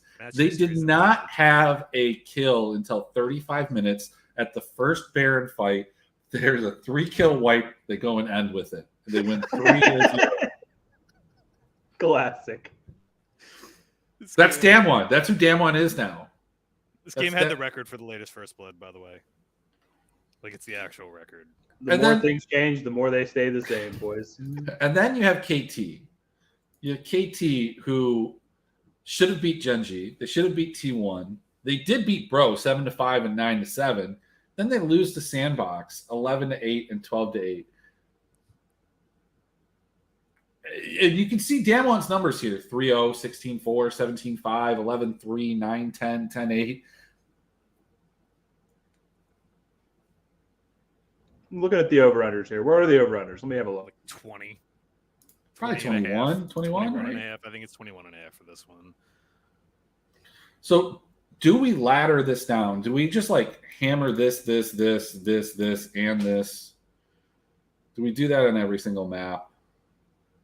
No, because what's going to happen is, so do that and then play them in DFS because they're going to pop off for like 50 kills. What we need to find out is and then never do it again. Does Baby Goat think that they're gonna pop off like this series? Man, I don't want any part of it. How about the fucks metric? None of these guys fuck. This is like a limp dick, like wet noodle sword fight. And I mean, Josh, have you watched some tape on this? Have you watched some sword fighting tape? Tell us about the wet noodle fight here. Damwon sucks. They're awful. They're absolutely terrible. So if you back them, you also suck by proxy. That's just how it works. I don't make the rules. I'm just telling you how it goes. In the 180 tomorrow morning. So, listen. Here's the play. Look, you look through the box scores. Again, we don't care about the numbers. We care about the pretty pictures and the moving pictures, especially because that's tape. Okay. What do we see? We click on it. We see aiming on Senna. Boom, bang, bang, gang. Lock it in. Senna broken. Doesn't matter. Don't care. They're gonna listen. Here's what's gonna happen. Damwon Gaming coming out. First pick. Twisted Fate. Whoa, yeah. Everfrost, baby. Gold cards. Yeah. Absolutely no pressure anywhere and does nothing anytime in the game and just hopes your team bails you out. Yeah. Amen, my L. brother. Amen. L. They're going to lock in TF. They're going to get clapped. KT Rolster. The comeback season. Right here. We take them in. We lock it in. Plus 255. We're in there. And then we just cry as we have to watch another 9-2 snooze fest in the LCK. So, like Emmer said, every alt under, hammer. I think And I do like Vince's idea of hedging in DFS, by the way. I'm just gonna tell you exactly what I'm putting in for this right now. It's gonna be 4 victory, 5, 2 TT, and Day 1 team. I think you can go Right all up. of these, all of these right here. I mean, like I think you kind of go like a unit, a half a unit, and then like maybe like a quarter on both of these, something like that, or just chat it up. Like, you know, if you had a good month, go ahead and just fucking throw a unit on this. Let's do it. You know what? Worked the last time. You trying to replicate my Super Bowl bets or something? In the Super Bowl last year, I had like Rams -9, Rams -8, Rams -7, Rams -6. Like I said, every fucking Rams bet there was. No. Ever since they like, so here's the thing about the durability patch and what has happened is like the games don't like. So in spring, it was the bane of my existence. I'd miss overs and unders by like a kill, half a kill. It hit right on the number. This one is not like that. It's like I bet a 25.5 today, and they fucking went for like 37. And I was like, oh, okay, like I can live with that. Or they go for like, I'd be like, oh, I bet the under on 25, and it's like 8-2, and they have like 70K gold each. You're like, oh, that's cool too. Like, there's not a sweat. Like, you know, at 15 to 20 minutes, like whether you won or lost. There are very few sweats. You either miss by a lot or you hit by a lot. Not a lot of stuff falling in the middle. Yeah, so you know, and they have adjusted to it. The LCK, some of these teams are very difficult. Like the lines are sharp here, or sharper. Or like the ERLs, I think Fnatic in the Super League is one of the slowest teams at this point. They've taken on the identity of their LEC team, where they were the fastest team last year. They've got all of these like sub 12. Somehow today against the Bisons, who's also kind of a slower team, they had an inexplicable 29.5. It was I only threw 2 units on it because I just thought I was missing something. I have all the data. I'm like, there's no way that this should be like a 25 or 24, but they have it at 29. The fuck don't I know? But all right, I took the under 14.5. I think that's probably going to lose, but you never know. I'll have you know, Emmerich, there's only 2 sports that I'm undefeated in 2022. It is LCK, League of Legends, and minor league Venezuelan soccer. And my LCK victories, I just thought, you know, maybe you guys might want to come to me for expertise, given that I have not lost an LCK bet this summer. John, I don't want to bet from you. I can't tail a bet from you. I bet on HLE last night. I know, but if I tailed it, oh, I did too. But I think we all did. Was everybody on HLE last night? I independently bet it, but anytime I've tailed one of your bets, John, especially on the Shark Cove, it has not worked out well for me. You and fucking Ghost. Every time I give Ghost any bet, like I gave Ghost a bet. Oh, did like, that? That's the guy's punch was on the way to the guy's jaw when I told Ghost to bet it, and then he just like inexplicably pulled back and got knocked out. I don't know. Ghost is straight up curses all my bets. No, literally, like we should like put together a nice parlay and then have Ghost, like we'll each send Ghost like $50 and have him go bet individually on the other side of it, and then we'll have this like collective like plus 20,000 parlay, and we're all going to collect 20 grand from it. Then it'll be beautiful. Got to game this Ghost. with them. Sorry. I mean, it's true. It is what it is. Yeah. So, like from DFS standpoint, I don't think you can really play this unless you want to. I mean, look, I didn't think you could play Doo cap or a Doo top lane, and you know, with the team slot in the 3-2-2 and win, but you can. But we have another banger. We have 2 other teams that are just absolutely crushers. We've got T1, who were actually a pretty fast team in spring. Who've reverted to their not so fast ways, poor fantasy scoring. And then we've got DRX. Josh, I'm going to let you talk first. But Vince, I know you hate DRX. I know you hate fraudulent teams. And DRX comes across as a fraudulent team. Josh, do you think they're fraudulent? No. You want to know why? they were scrim gods, supposedly. This is actually the inside tip from Twitter. Supposedly DRX coming into the season was actual scrim gods. Mm-hmm. And there's something to be said about a team that kind of surprises people that are like, that you're not like, I just mean like if you don't have access to the scrims, then it's surprising to see DRX, right? And that's what, maybe why you think that they're fraudulent or whatever. Also, just because maybe a lack. We've all talked to Don B. We have the same same LPL source. Okay, everybody has LPL. Yes. No, but I'm just saying, like, he is Wulu. Pretty decent, right? And so, in that case, I think you maybe trust it. I personally think T1 Spring was incredibly fraudulent, and that's something that I don't think is. Yeah, and so to me, I've been looking to fade T1 anywhere I can at any time. I mean, I hit the EG bet against them in MSI. Did I lose every other EG bet? Maybe. We don't need to talk about it. I hit the bet against them other night, plus 550 twice in a row. Like, I'm trying to fade T1 for any given reason, and if it's a quote from Doinby for it, screw it, I'm down. Look, you have to be careful though, because the MSI hangover has been like a fucking drunken rage bender coming off of MSI. Every one of these fucking teams that went to MSI is coming back and have just fucking crushed me. And I'm just like, the LJL just started. That hasn't worked this year, unfortunately. It hasn't worked in the TCL. It hasn't worked anywhere. But like some of these teams have run like NS completely threw it back to T1. Fucking EG got like the neutered version of Cloud9. But still, DRX, their series, they were fraudulent. I bought into that. I saw the same thing. I know what you're talking about. We talked about it in Discord. We were excited. They should have lost that fucking series, the first one. They should have lost both of those games. I live bet them both. I don't think DRX is a bad team. I just think they haven't played anybody yet, and this is going to be a. What are you talking about? They played KDF. They handled KDF. They beat T1. They're the best team in the world. T1 transitive property. Therefore, they must be the best, right? Yeah. HLE beat whoever they played yesterday. Was Sandbox or something? This comes into my futures bet, Emmerich, that we talked about before everybody else got on the line. Here's what I want. My one bet I want to make. I want to get odds on this. I want the odds on Sandbox outperforming DRX by the end of the split. Oh, man.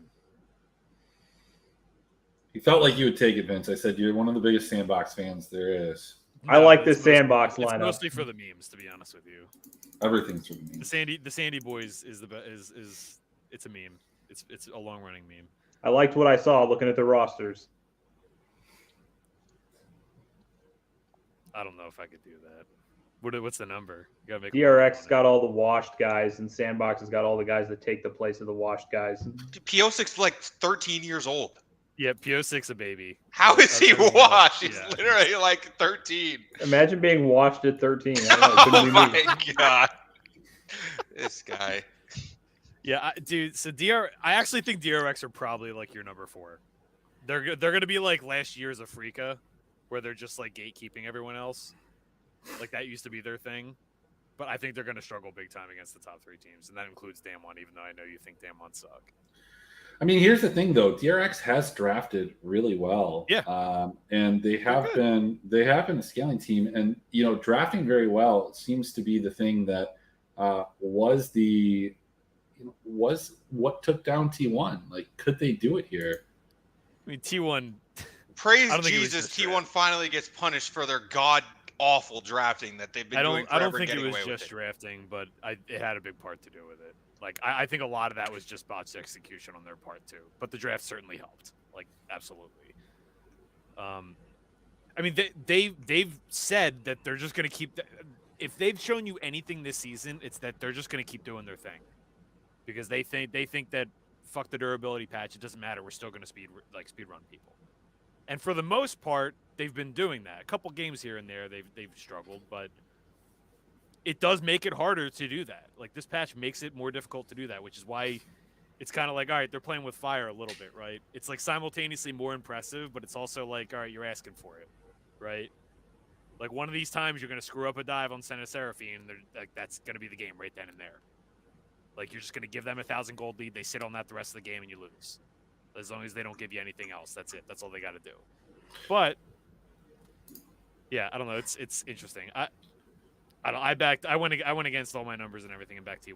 I think DRX is going to be a bit of a reality check for them, and I don't even think they're a bad team. Now, Prime, I know you need I to. don't like the DRX bet as much because Vince is kind of team watching the tape now. He's not. even Well, hang on a second. I know before they. I bet that for what it's worth. I bet that before they lost this morning and or yesterday, and that wouldn't have changed anything. I know Prime has to leave soon. So I haven't heard from you in a while. So, yeah, sorry. No, it's okay. It's our fault. It's our fault. It got me a lot of thinking. I mean, I would love to have hammered DRX in this spot had T1 not lost in their last game. I feel like they need to make a comeback and just prove themselves. They got this swag, the young players with Zeus and Owner. They just and Guma throw them in there. They just want to look and be the best. That's how they got through, the spring. But they are sloppy. T1 is sloppy, in my opinion, in all games, even in the games that they won. So if DRX is legit trying to stay, all they need to do is stay on their game plan. They've got the meta. They figured out the meta. I think that's why, we see such good drafting. They see good plays out of them. I don't think that they're the best teams. And when the patch and meta shifts again, I think they'll struggle a little bit. But that's more for future. So it's hard for me to say if I like them better or the Sandbox better.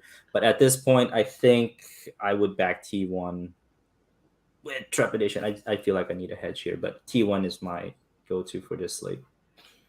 So let's do this. We're going to do two other things. We may cover the LCS slate if you guys want to hang out, but a throwback to John's streams. We like to build some cash lineups here. There are some people that are just diehard cash folks. They're playing the wild people that play a whole bunch of different people. So, what are we running for cash? A prime year cash player. Yeah, in this spot, I think I still go Victory 5. I think this is just based on ownership and that people are going to blindly just smash the V5. They're not as expensive as EDG, and then likely T1 would be the second most popular, if not most popular. People are going to remember the damn one ugly game that's just still going to stick out in their mind, and so they're going to avoid that spot. Look, it's a sexy lineup you can put together with those two. You've got a 519 here. Obviously, the team score is not there, but Carsa Rich, you get Owner, you get Kira. Like this is a nice little thing here. Like it's a 519. You get a Seraphine game from Carrier or something like that, or a Sentinel or a Yasuo game, right? Yeah, or Yasuo, yeah. Like with EDG, you're going with PP God, who had a good game, but so that's 509. We've got 510 here again, a Carsa game. My projections just I just can't put them too low for Damwon. Like it just doesn't work in my projection set. I know it's adding another thing for cash, but I'm telling you, man. I think you're onto something here. I think the LCK team. I've literally been building only like locking all LPL team slots out. Like every slate, I've been doing that. I haven't been like crushing it, but like the teams, like the LCK team slots, legit just do better. The games last longer. They get more stuff. It's only really in the grand scheme of things, it's only a few points, and the favorites in the LCK haven't dominated quite as hard as the favorites in the LPL. So you're getting fewer 2-0s, but like in the 2-0s, the LCK team slot's been better. Yeah, I mean, I really do. I think I like this. I like this quite a bit here. Just from an odds standpoint, from everything, this just makes the most sense. Yeah, you get a Karsa captain too, and jungles in the LPL have been nails this season. I think the only thing that you could do is I just took him out of the pool. I think you could do this though. I think you go Zeus. I like that too. Yeah, I think you can do this. It just projects slightly less, but I think both of those are kind of. I think that's where you go with one of those two. I like that a lot. That's where I would be. That's what I would suggest. Yeah, I was going to say that. Usually, if you have a 4 stack, especially for cash, you're going to want that support in there. Yeah. No, he just cost me like. I also definitely want 4v5 on this slate. I don't know about you guys. Either that or 4 EDG. It's chalky, but like just for the memes. I definitely want them. Question for you, Emmerich, since you're a little bit more tuned into the contest sizing and popularity and whatnot. Do you actually think there might just be an edge to actually just playing cash games in League of Legends compared to other sports just because the tournament structures and payouts are so poor?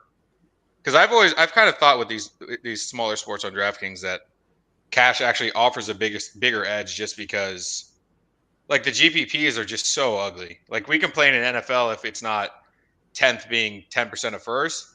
In League of Legends, you complain if 10th isn't it like 10th is never going to be 10% of first. It's like It's super top. 0.1% of first or something. So no, I think you can in the LPL LCK, even though they have the best GPPs comparatively.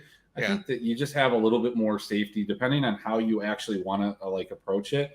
And so, like my approach to cash, or the way that I've told people to approach it who play it regularly, is kind of just build it around the biggest favorites on the slate. Try and get enough exposure to other people, so you're not playing the same, one person for all of your lineups. Maybe you got 10, it spreads out, and you should be able to grind out, like a 10, 15%, something around there.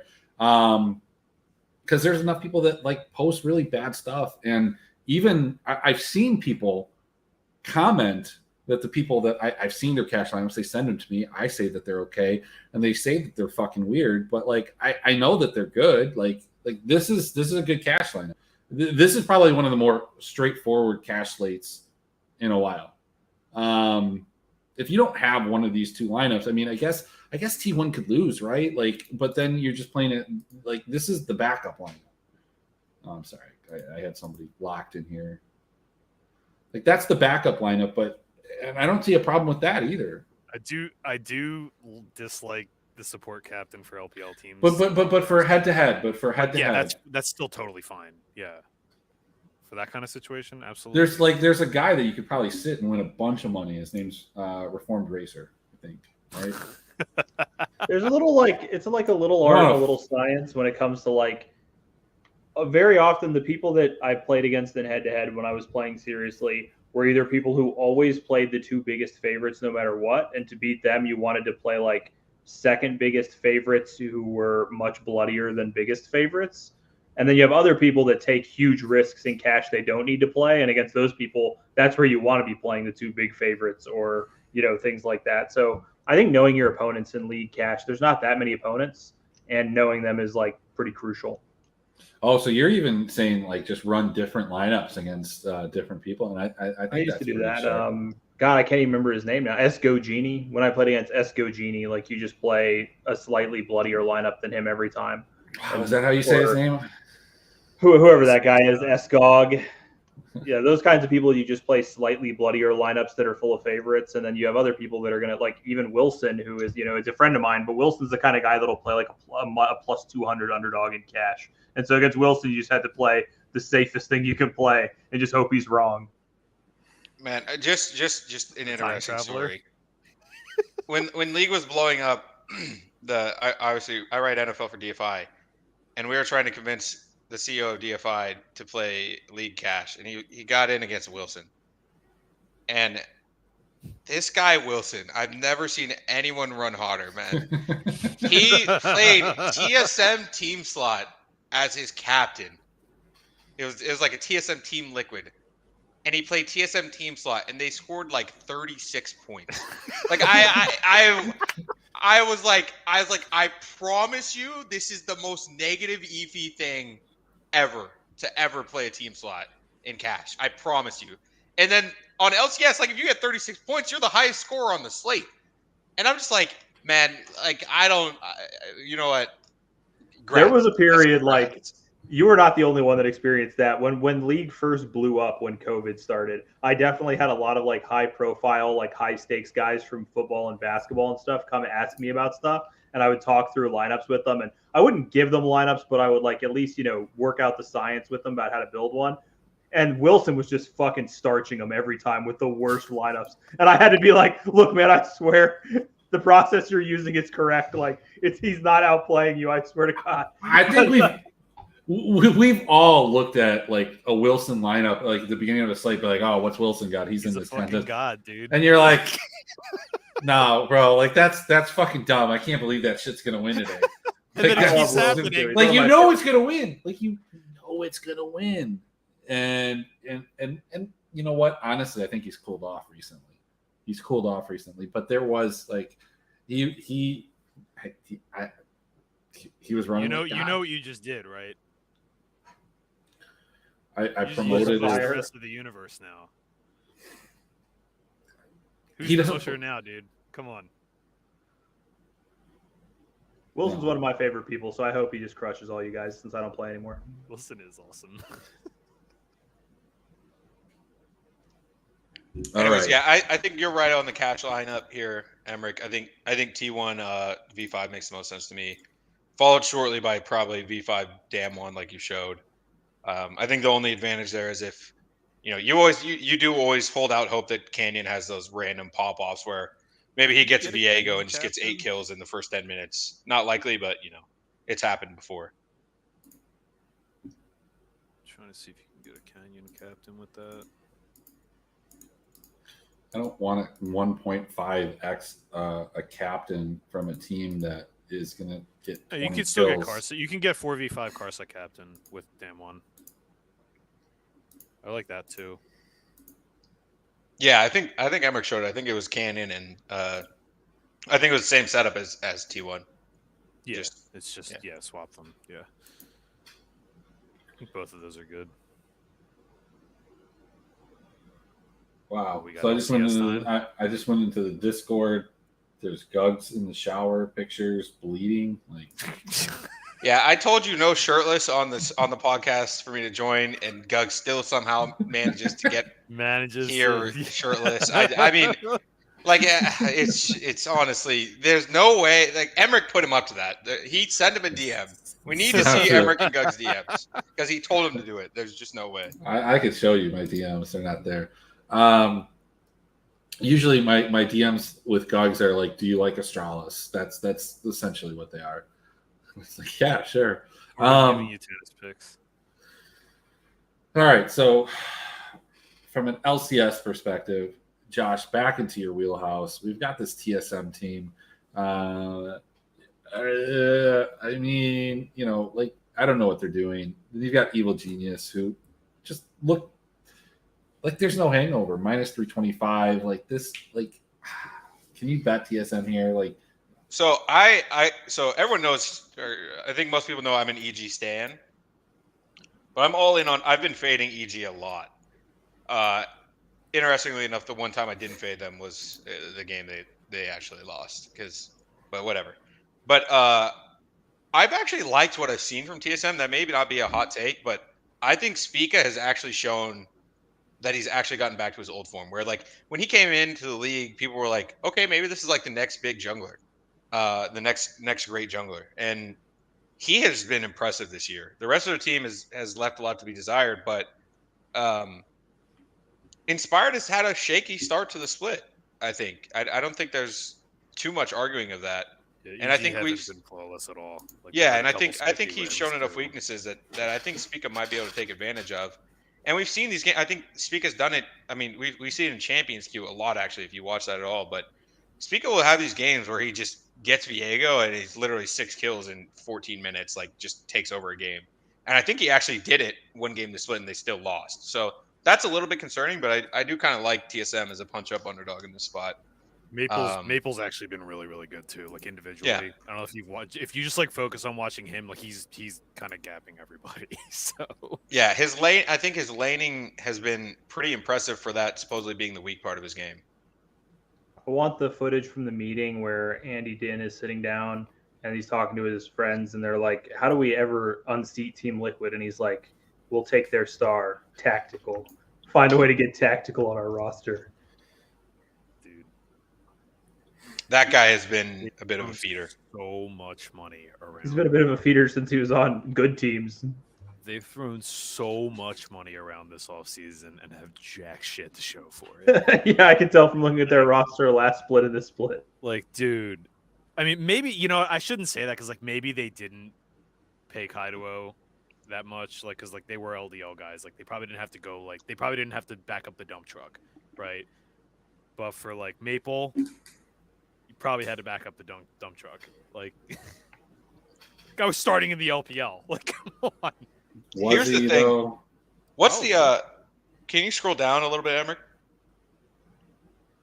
Okay, so if you're gonna bet EG, I think you bet that minus 13.5. I'm like not even kidding. Like, Because- do I steamroll this game or not? Yeah, I feel like I mean, and they have had some back and forth bangers. Don't get me wrong. Dude, 13 But I and feel a like- half when the totals are like under 23, dude. You're crazy. Huh?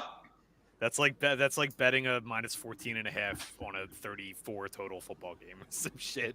Yeah, but it's what was it? It was like plus 400, wasn't it? Yeah, but they Yeah. haven't run away from them. And TSM, this doesn't have the last game, but like TSM has stayed close. I don't.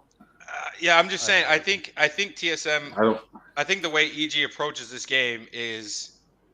Here's the thing, specifically in the top lane, like either Impact trolls and picks AP Gragas again, or he kills Huni 7 times in lane. Gragas is good on this patch though. Yeah, I mean, I actually like looking back But at those I numbers hear you. though. I kind of like this like 7.5 plus 7.5, like little like kill spread action here for Yeah, I don't TSM. hate I think EG wins this game, but I think it's probably a little bit closer. I don't think it's this like 14 kill blowout. I think it's like a 7 kill blowout. Underdog kill spread. Yeah, see, I That can 9.5 definitely seems see real it. nice. But I'm just saying, if I was gonna bet Okay. action on EG, I'd be betting the massive blowout angle. I don't think I'd bet the minus 325 money line. I don't think I'd really play with many of these kill spreads. Like, I don't want a minus 9.5 or even. If I'm gonna take that, just give me the juice to get it up to 475. Bro, if I hit that plus 500, maybe I'll just take that plus 13.5 at minus 800 and just collect my $300, right? I There you would go. For what it's worth, kill spreads greater than 5.5 or 10 and 4 for the favorites. So like, I would really like to see Bovada's data that leads them to put the plus 8.5 at minus 120, the plus 9.5 at minus 130, and the plus 10.5 at minus 225. Why do they think that there is such a distinct chance that it goes to specifically 10? Like, I want to they're see their probably data just pool. doing it based on frequency of occurrence. Would be my bet. Like, Yeah, that 9.5 feels like a pretty solid bet to me, to be honest. and you got to remember to them, like they're probably taking, I would assume, pretty low limits on these markets. I don't know what's the max on these. They probably just It was don't give a shit 2,600 for Emmerich. It's I like how 2,600. Emmerich's like, I've Wow. been building up this bankroll with $100 units. Then he sees the bet and he's like, bet 2,600. Wow. Smash it. on a kill spread, on an alt kill spread.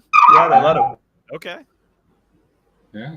all right, then they must have something going on there. It's usually so it's one of two things. It's like on ERLs, it's usually like a max $500 win.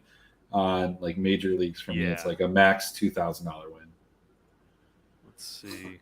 Like half my futures were capped at like $10. I'm like, okay, that's cool. Like, great. And to I go really need review. Bovada to have that bug again where they is like over 12.5 or whatever that we smashed out. I really need that again. Can we do that, please, Bovada? Yeah, but you know what? On this patch, this is the one spot where you'd be like, like a 3 to 9 game is truly within the range of outcomes. Yeah. I just knew for sure we were going to lose that, by the way. Like that night, I was just like so resigned to like somehow that game ending up like 10-0. For the LCS so far. Mine got canceled, so fuck me. Me and Moose. Oh shit! You know what? This isn't up to date. I gotta fix it. Anyway. All right, well, let's get off this game. Who gives a fuck? Like, come on. Let's get to this FlyQuest Dignitas match. Holy shit, dude. Hammer, like absolute hammer. Max bet FlyQuest money line. Okay, good, perfect. Absolute hammer. Dignitas looks bad. They have like They no look command really of the meta. They had that terrible like where they were reenacting like the Rocky speech where like if like life knocks you down, I'm like, God, the guy can't even act. It They was did just, shit stomp Immortals, but it's Immortals. Yeah, Who are because also PoE dog doesn't know how to Who are time his also dog package. shit. No, who are also dog shit. No, PoE. Okay, listen. Okay, let me take a second. I have never, ever been more tilted at a player. I'm going to update this right now, though. Hang on. So just so you can see, John, this game was actually, what's this date? 0 to like 11, or wasn't it? Hang on, It was here, I got 11 it. nothing. Yeah. That was the Sunday night game, the Yes. classic. PoE literally solo lost them the game. Those are their kill numbers right there, by the way. Listen, that game doesn't count. The guy can't press W. before his package runs out. It's Yeah, that was a little saucy. He's like a 40-year veteran in the league. I'm with you. Dude, I don't know if you saw was it Liquid the first match that they played? Yes, I mean it's right So here. all right, admittedly Liquid are good, but like I don't know if you saw the draft in that game. They actually talked about it on the broadcast too, but like Liquid was basically like, listen, you're not gonna do anything with this pick, so we're just like not gonna ban. I think it was Twisted Fate. They were like, you're not gonna play it, and you're not gonna do anything to punish it, so we're just gonna leave it up. We're not gonna ban it. And we're gonna pick it on red side, like. And they just ran the game over in like 20 minutes or something. Am I remembering that correctly? 25 minutes. You're Yeah, building around revenge. They let TF, and remember, this is the first week, and like there was still a lot of TF priority early in the season. So like leaving that up was like a thing, and they were like, no, he's not going to play it, and you're building around he's revenge. Not going to do anything to punish it. We're just going to go underneath it, and they did, and that's how you beat this. Like, I love Power of Evil for what he is. He's very good at his job. The problem is you just can't play that way in Modern League anymore. He's not good at his job anymore. You just can't do it. Like, you have to develop. Like, you have to have some. You don't need to be Caps or like any of these like so he's got first guys. Like, you don't here. need to be like that. Doesn't need to be your entire game. But if you have none of that whatsoever, it's just so easily exposed. It makes it impossible for the rest of your team. This build's fine. I know. So let's go look at this because I know he was running something stupid. I think too. On this, he was running. It was Riftmaker Ori. Yeah, he played like he played like Conqueror Victor or Conqueror Ori or something like that. Yeah, so Conqueror Ori with Riftmaker is kind of a thing now because like fights are lasting longer. You're getting multiple rotations of your spells through. Like it actually, there's a case for it. It's weird. You can't do it against a lot of things, but certain comps it can be good against. If I remember correctly, the game he did that, it didn't really make a lot of sense to do to me. But like against like stuff that's diving you, if you need to like kite back and stuff, it can actually be pretty good. But yeah, I don't know. It's too linear. Like you gotta get outside of. And maybe he does. I don't know. Maybe he realizes that. But like Liquid literally threw that down the first game. It's like you guys don't got shit on this. And anyways, they didn't. Anyways, point being, Dignitas is like what? Is that their only win? Yeah. Yeah. Like, so if you look at Dignitas Dignitas on the other side of things, like this is one of those teams. Like look at this. Like I mean, 2-4. They had a really tough first week. Then they played C9. Somehow got 10. I mean, like it's tough, man. Like I don't want any part of Dignitas in fantasy specifically, but I'd rather play FlyQuest. I don't think they are as good as they started off, but like the last time I was on a Gold Card podcast, it was when Vince was gone. It was a super week, and I came on and predicted a FlyQuest 3-0 week as they brought in their academy team. And so surely the same type of thing is going to happen. FlyQuest minus 138 is just absolute smash. How over under on ownership for Dignitas? Less than 10%. I don't think Less this is than a popular 10%? game. Yeah. A lot lower than that, I would think, right? Well, sure. I'm just hedging myself. I'd say like 4%. They were like 2 or 3%. I played them last week, and they rewarded me with those 11 kills. I was gonna say, like, is the price right enough? Not betting wise, but like. Yeah, I mean, plus 110 for a 4% team that's plus 110. That seems like a pretty good DFS. That's play. what I mean. Like, that's a bargain, right? From that, like, in if you think about it that way. I mean, they'll have to match their entire season total in kills to get you there. But like, yeah, sure. It's one game, dude. It could happen. Yeah, I mean, they're gonna like. FlyQuest have goofy games sometimes. They win a lot of them, but you know, average margin of victory in the LCS for summer is shade under 8. So. Yeah, I mean, I don't know. Let's look at the other games before we jump to conclusions that we're like slamming Dignitas here. Oh, and to second why there's the big jump in price there, 9 is the most frequent occurrence. So that's why there's the big price jump from 9.5 to 10.5, or 8.5 to 9.5. No way that's significant enough for that to matter. I'm definitely taking 9.5. I probably agree with you. But yeah. So we got 100 Thieves running even against Team Liquid, two teams that just are not actually running. Like, look, people were saying Team Liquid is the best team in the LCS after week 1. You want to talk about a team that's absolutely fraudulent? Like Team Liquid feels like a better version of Vitality. Like all these like big names coming over here, but they're just not as good as people want them to be. I'm not saying that they're not a good team. I'm just saying they're not as good as they want them to, or like as people want to, like because people want to put them at the top of this league, and maybe they are because it's the LCS. I was gonna say make a market on them to win the split right now, and I'll yeah, I don't think they do. I think somebody else beats them, but yeah, I couldn't tell you who that is. Give me a price on it. I'm interested. Maybe we'll do something on the side here. I mean, I'll give you like minus 150. What? I'm not Avalanche, dude. I'm trying to make some money here.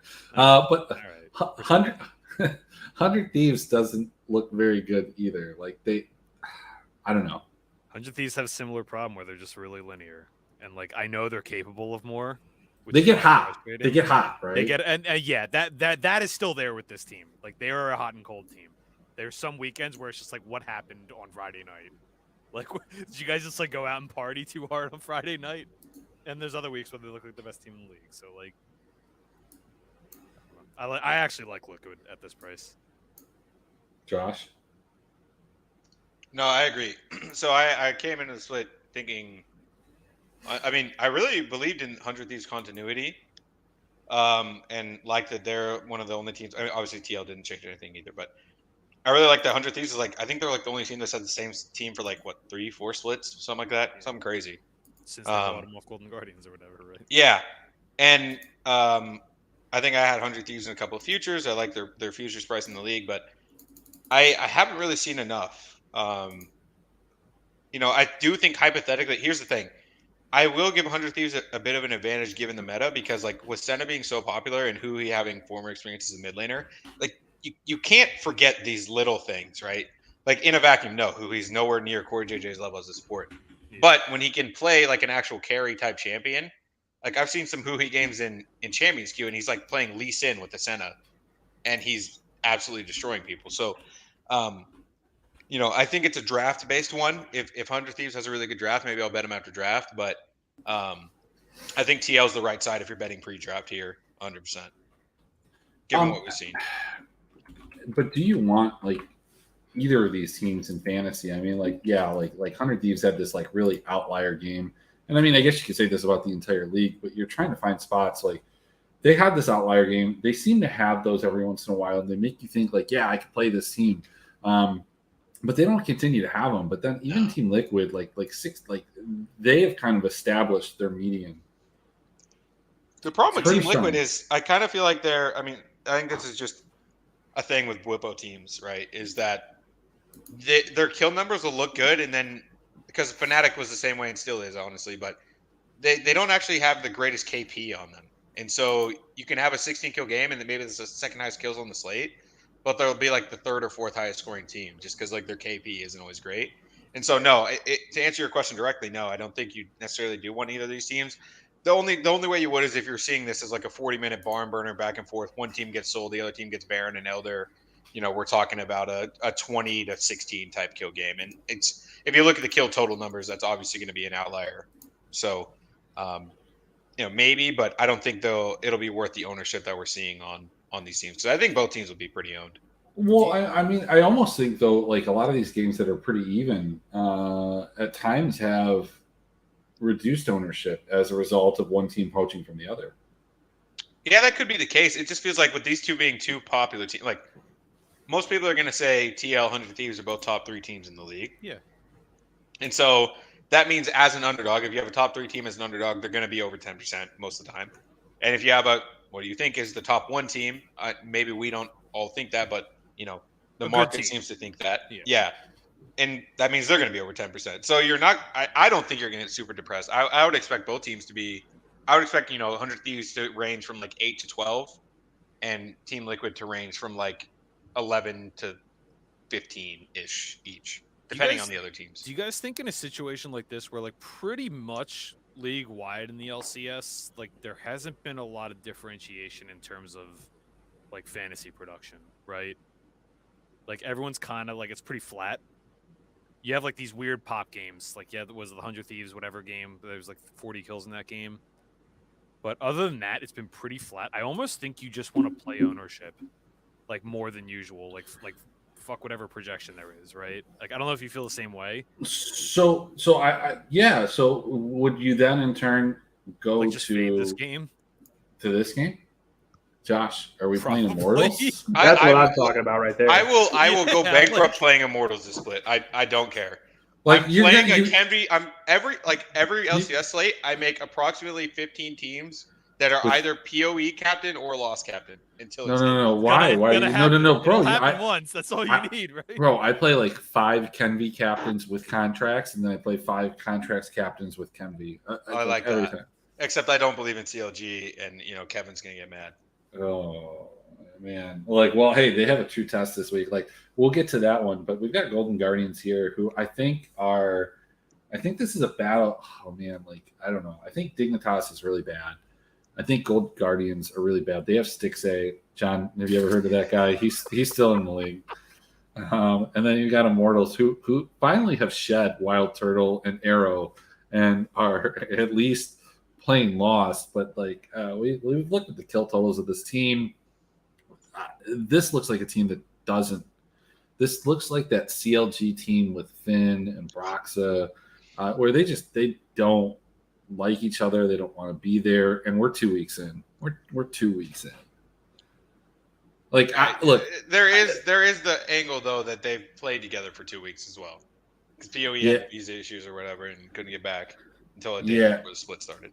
Yeah, but okay, look, if you've ever been in like sales or something like that is similar to where there's just like this high pressure, they look at you when you go through these streaks.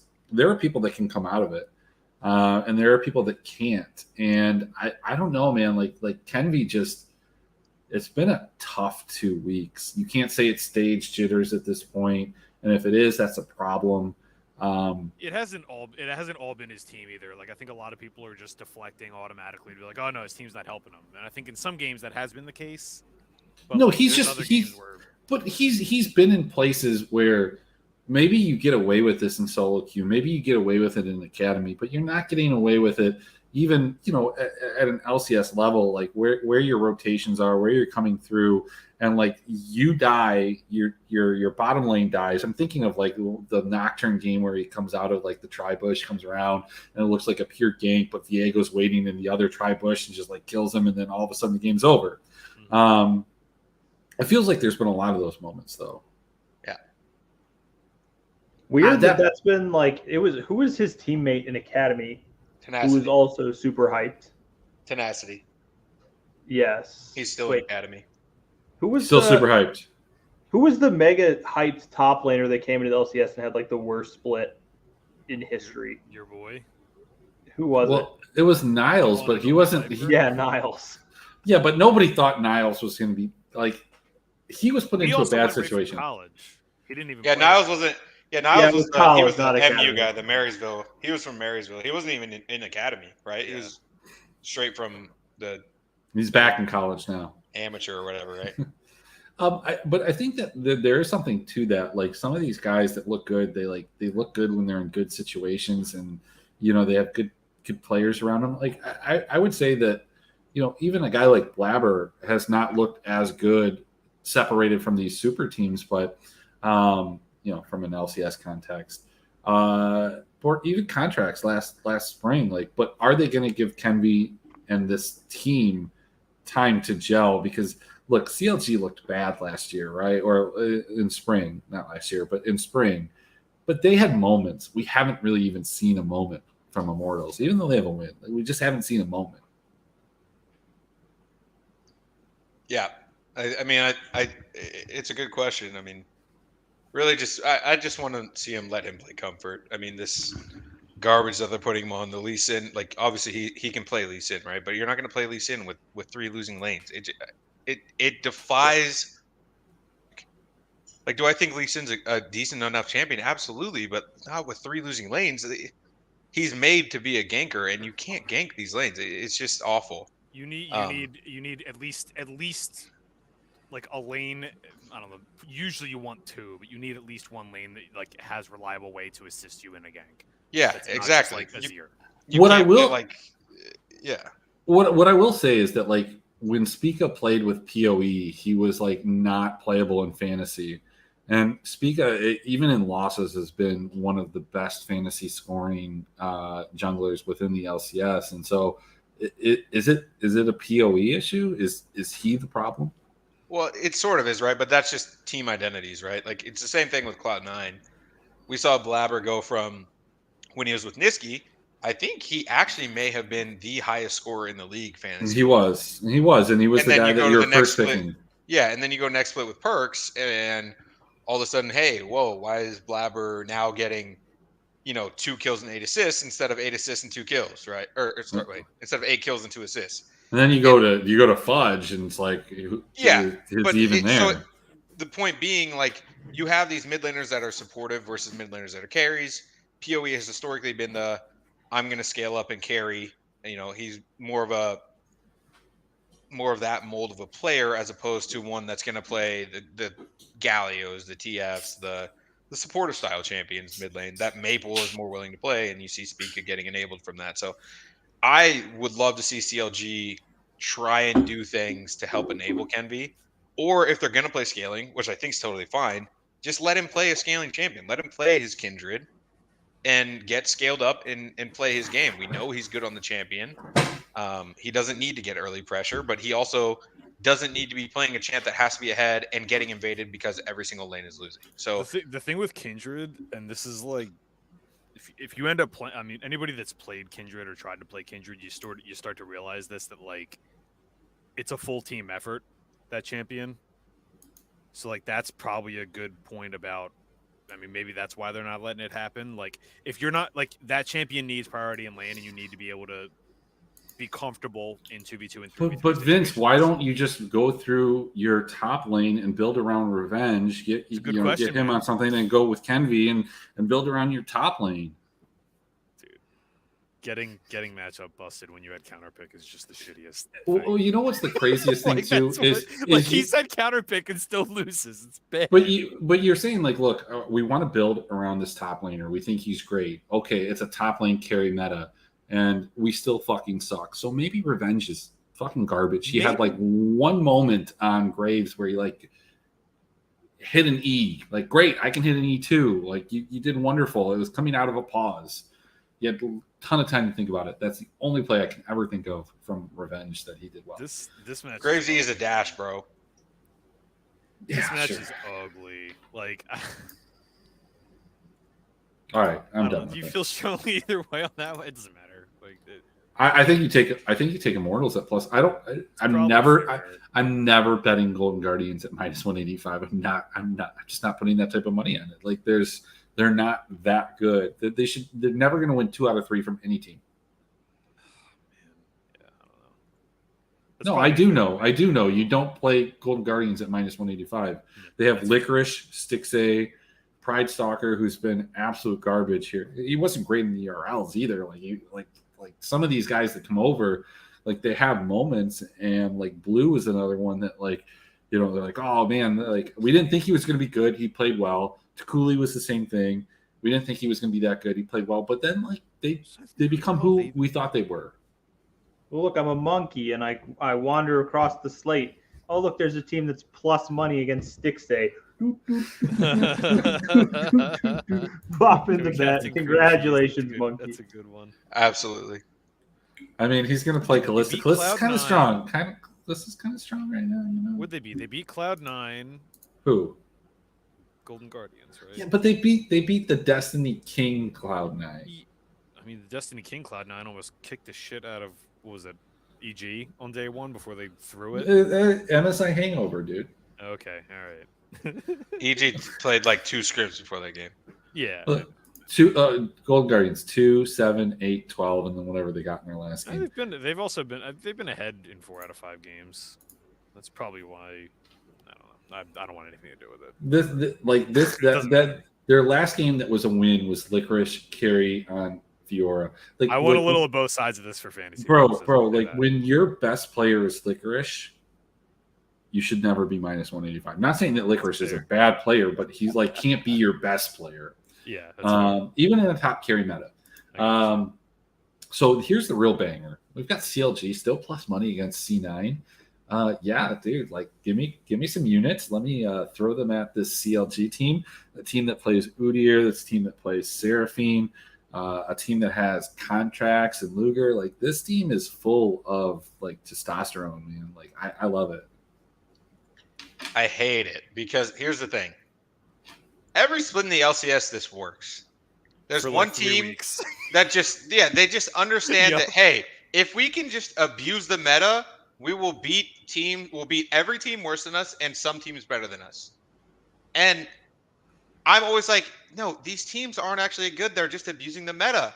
And then they're like, and so it's like, hey, guys, And then they're you know in the what we should finals all of do? a sudden. You know what we should do? Like FlyQuest. Ban Seraphine. Wow. Very hard concept. I think you're but gonna. apparently I think they you're gonna can't. see that this week. Yeah, But but yeah, here's the but thing no, is, You're gonna this see that- number- I think you're gonna see that from favorites this week. but From you the can't teams but you don't wanna can't do but it. you can't say that about CLG because like yeah, not only are they abusing the meta, but like they have good players at every single position. Like are they best? Do I think that they're going to win the fucking split? No, but like I will take them at like plus 160 against any team every single week, especially in this fucking LCS league. Like those same people that are like, hey, what do I play cash in LCS? It's like I don't fucking know, dude. Like nothing's safe. There's like maybe one safe game per week. The other 4 are fucking just toss ups. I don't care what the odds are. Yeah, I this is mean, probably a I think at this number it's a CLG bet, but yeah. I wish the market would have reacted to what we've seen, and then I'd be on Cloud9. But I'm not playing Cloud9 at minus 200. Yeah, I mean, my gut. Honestly, I think Cloud9 probably shit stomp this match, but But they I'm not won't. touching Dokla's that. going to handle fudge. Contracts will just work blabber. I ain't paying that price for it. Remember what I'd I be on said? CLG if anything here. You got Jensen in the mid lane playing fucking melee Yone. Like, that's not Jensen, man. You remember what I said was going to happen to XL? This is going to be like a way worse version of what I said was going to happen to XL, but with CLG. Oh, it's gonna come crashing down to earth. You know what? I don't know. Maybe it won't. What's coming? Okay, look, they're not going to finish in first. No shit. Like, are they getting not a into the hot playoffs? Yeah. Like, will they win a playoff series? Probably not. Maybe.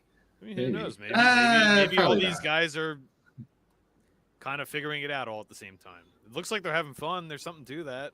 I hope they're really good. I really do hope they're really good. I would like to believe that like sometimes these kinds of teams actually do just break out and like create some stars, but I mean, it dude, just look at that always FlyQuest happens that team. this team Look- loses like 9 games in a row from here and like doesn't make the playoffs. John, let me paint a picture for you. This is probably what's going to happen. Let's fast forward a couple months. I've won all of the qualifiers. I'm in the top 10 of this wonderful showdown contest that DraftKings is putting forward. Maybe Will's there too, because he's got 8 tickets and he's the only person that's willing to put in like $10,000 towards it. Maybe he gets there with like within $2,000, but he spends 8 to get to that last ticket. So we're at the showdown and it's the finals of Worlds. And it's CLG versus XL. Wow, we're all in LA. It's amazing. Can you imagine that? No. Man, I'm trying to decide who I would be rooting for if it was a CLG XL World Finals. Wait, can we Whose side am I wait? on? First off, like, I don't think we could even celebrate because obviously that means that like John's funeral has happened. Because the only way those teams would ever actually make it is if his curse is off this earth. So I don't know if we'd be. So able to what, we have like a big celebrate. poster of John at the live final for We DraftKings. got a Cardboard cutout of John. No, we got his Twitter profile picture of the dude from the Sweet Life, the old DraftKings profile picture he had. We were just toting it around because it's the only way, right? Like, otherwise the curse will come back. That's too funny. I guess I back CLG if it's a CLG XL World Final. All right, so we know what the artist should like render you as then. in I'd that love to scenario. see Wearing a Hotshot get Hotshot that. GG jersey. I'd love to see him get that over Reggie after all these years of Reggie just shitting on him over and over and over again. And Reggie seems like a monster douchebag, and Hotshot GG seems like a pretty solid guy. Dude, is I'd love to Hotshot see him even get that back. involved in any of it anymore? I'm not sure if he even is anymore. I think they sold to the MSG group. I think, right? Yeah, I don't know if he has any kind of He stake might. at I don't all. know, he might still be involved. I'm actually not sure.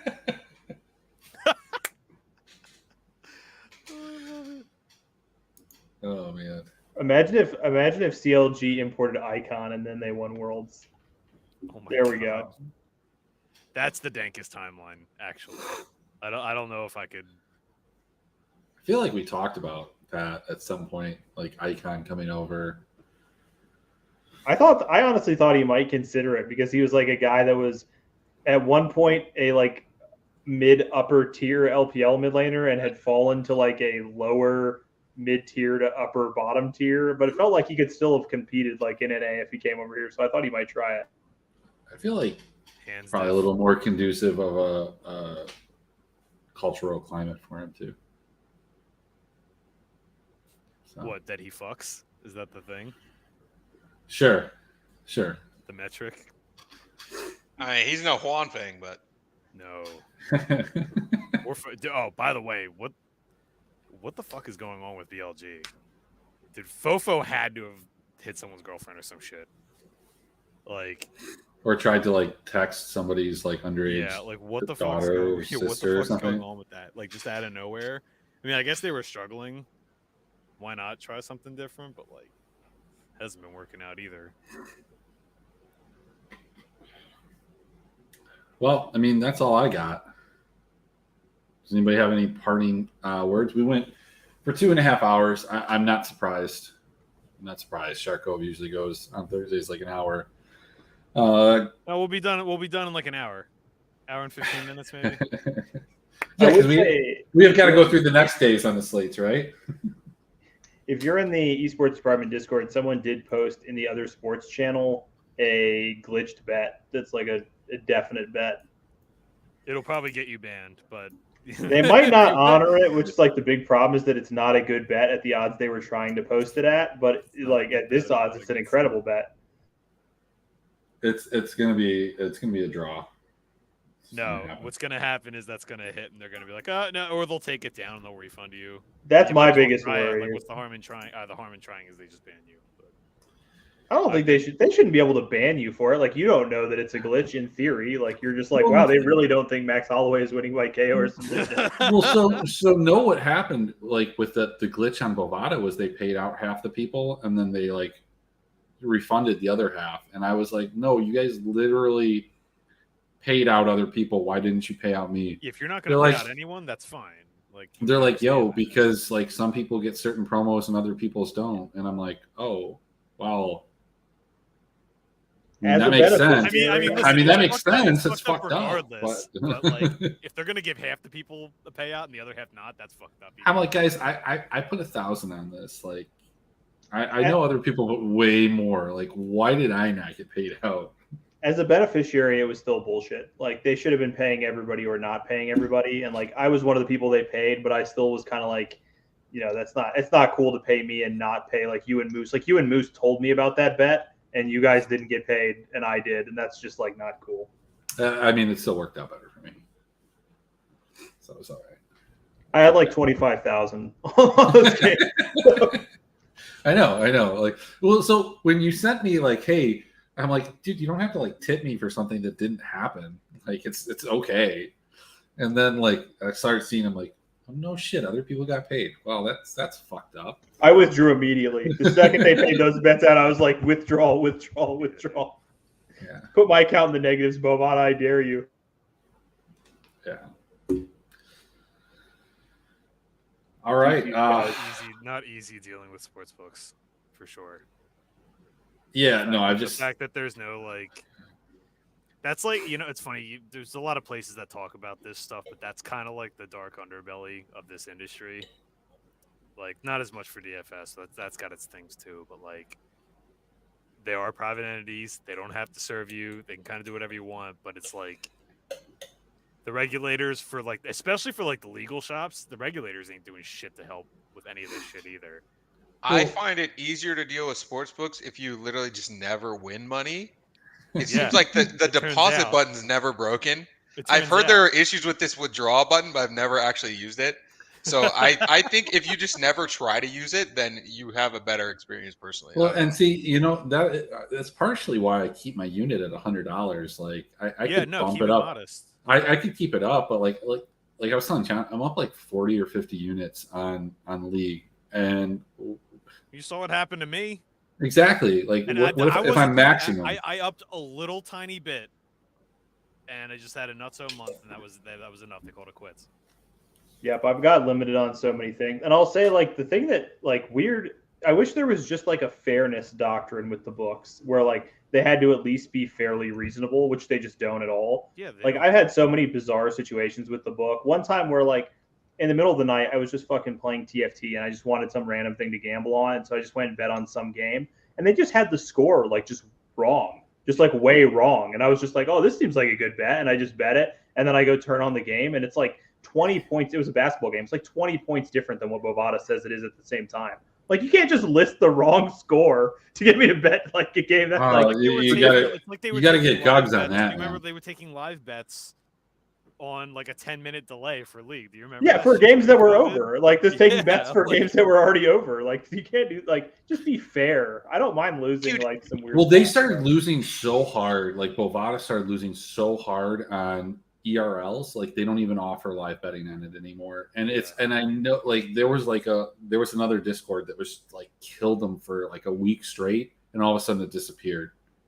Like it's just gone. Every once in a while, if you can get like something live, it is on like that API, but like they're following the API. But here's the thing with Bovada: if they ban you, you can just open another account. Yeah, I know. Like, I do try to put myself in their shoes sometimes, like just for perspective, right? Like, I get it. Like, you're the one providing liquidity, right? So I understand that aspect of it, but like. They don't even do that most of the time. That's what's, like, I don't know. This could be like a whole show in and of itself, just talking about like all that kind of shit. Because like I think it's really important to talk about if you're at all connected to this space. I think it's important to talk about because it matters for legislation moving forward on all this stuff. Like how you want to maybe how you want to vote on certain things too. Like.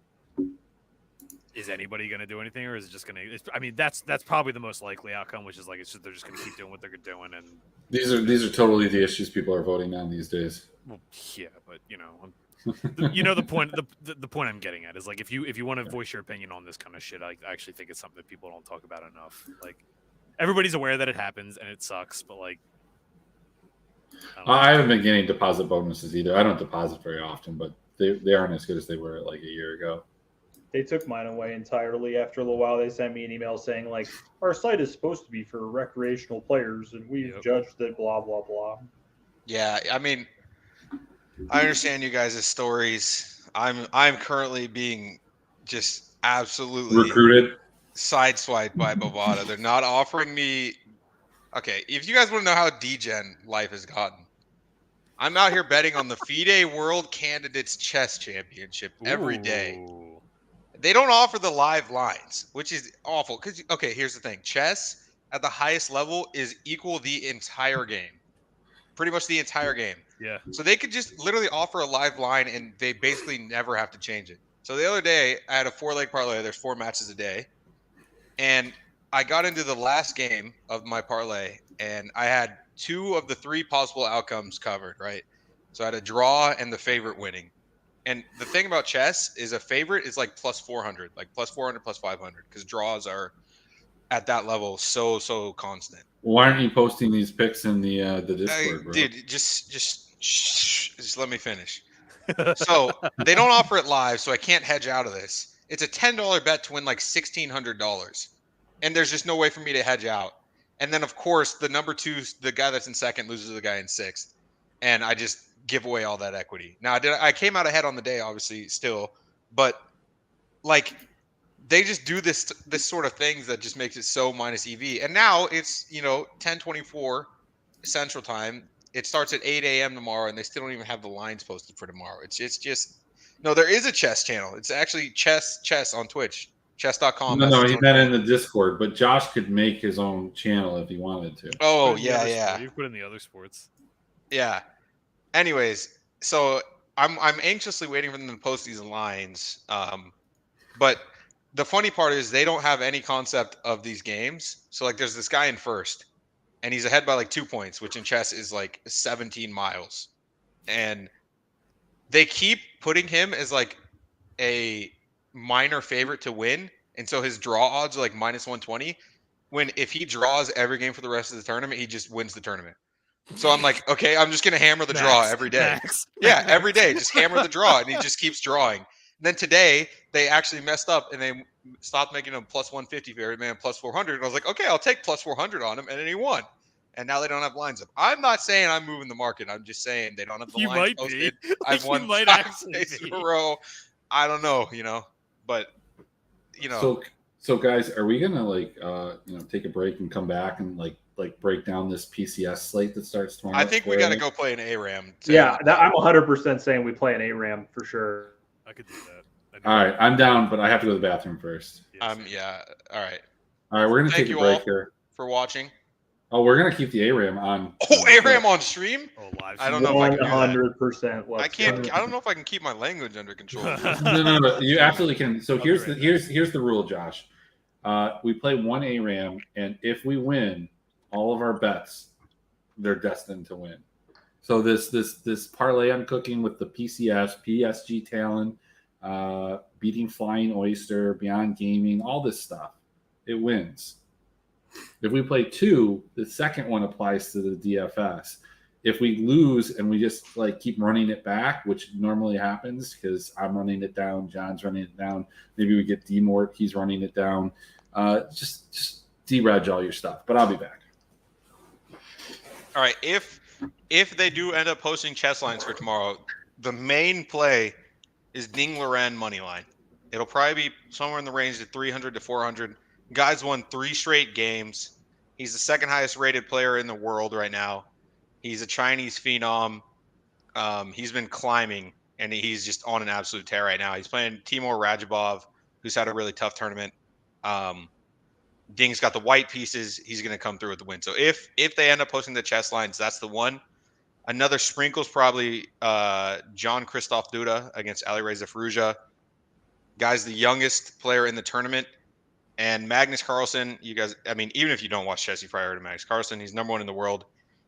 So the world champion is somewhat obligated by history to play the winner of the candidates chess tournament in a battle for the actual world championship title. He came into the tournament, Carlsen, and said he'd only play the champion if it was Firouzja, and Firouzja's just been in absolute shambles. He took a 9-month break before the tournament, didn't play any tournaments. No one knew where he was. He wasn't even playing online, and he's just been doing prep, and he's just been getting absolutely steamrolled the entire tournament. So keep playing on that if we can. And then a draw in the Nakamura Nepomniachtchi. Nakamura's in third, and Nepo's in first. He's totally obligated, especially with the white pieces. He can pretty much force a draw with white pieces, and I assume that he will because he wants to. Message me about that later because I love following chess tournaments, and I've not been following this one, but I would love to put in some action and watch chess tomorrow. So. Yeah, I mean, I'm waiting for them to post it, but they're not up. So if they do, the parlay would be draw in Nakamura Nepo. We'll bet draw or report win in the Caruana report, and then Loren money line, Ding money line and Duda money line. And the main bets, if you want to make solos, is the draw in Nakamura Nepo and the money line for Ding Loren. I'm 100% that will make my day to put some action to go watch that because I love watching chess tournaments. Even though it's great. It's like at the time of the day, I just wake up and put it on, and it's great to start my day watching chess, and it's lasts for 6 hours. It's great. Yeah, oh, Botez, yeah. Because I want to see if I can find something for this. Yeah, maybe if you're on another book, they might have them up. Bovada just doesn't have any up right now. Let me see. But yeah, I've been having some pretty decent success. Honestly, the biggest market one is just they don't understand the tournament structure, and this Nepo guy has just been incentivized to only play for draws it's a double round robin. They play everyone twice, and in the entire second phase, he's just been totally incentivized to just try and draw every game, and they've been giving him very close to even odds. So I've just been kind of hammering that. Funny enough, I know all the players you're talking about except for Ding Loren. I don't recognize him at all. Yeah, so he, you may not recognize him. He's the second highest rated player in the world, but he wasn't actually initially invited to this tournament because I think he like missed a qualifier because of COVID concerns or something like that, and he was like a late invite because of that. But yeah, he's pretty like high, obviously very highly rated, and he kind of had a slow start, but he's just on a tear recently. He's won 3 in a row against some of the top guys as well. Today he beat Fabiano Caruana, and Caruana's kind of on the downturn. He was in second pretty clearly, and now he's lost 2 of his last 3, I think, and so he's kind of struggling. Where did Emmerich go? It says he joined the lobby, but There he is. I'm right here. Oh shit, they're gonna have StarCraft 2 at DreamHack again. Yeah, I hope they post them. I don't know why they're not up. Cool. Oh, did you see my thing the other day, Gelati, about the Gargamel thing? No, let me see. Did you tweet Do it? we have a fifth? Anybody? I was so annoyed when I realized I've been engaged in this like Web3 argument forever, where this like a bunch of these like random conspiracy theorists are trying to convince people that the founders of Bored Ape Yacht Club are like super racist, like Nazi trolls. But the point of this story that will make you laugh is all their evidence is like complete trash. If you have any level of like logical ability, it's all garbage. But one of their pieces of evidence is that one of the founders of Bored Ape Yacht Club's screen name is Gargamel, and they said Gargamel is a Jewish stereotype, and that's why he picked it, because he's a Nazi. But I didn't even catch when I saw an interview with him later. He was a huge StarCraft player, and his name's Gargamel because he fucking hates Smurfs. I can't believe I didn't. That's I can't believe so I didn't next pick that up. level. I know. I can't believe I didn't pick it up. I was like, oh my god, that makes so much That's sense. incredible. Yeah, I could. When I heard that, I was like, oh my god, that's awesome. Oh my god, dude. That's like whatever. Kev, I don't know. Ask Emmerich, because we don't have a fifth right now, but Emmerich might have already asked somebody.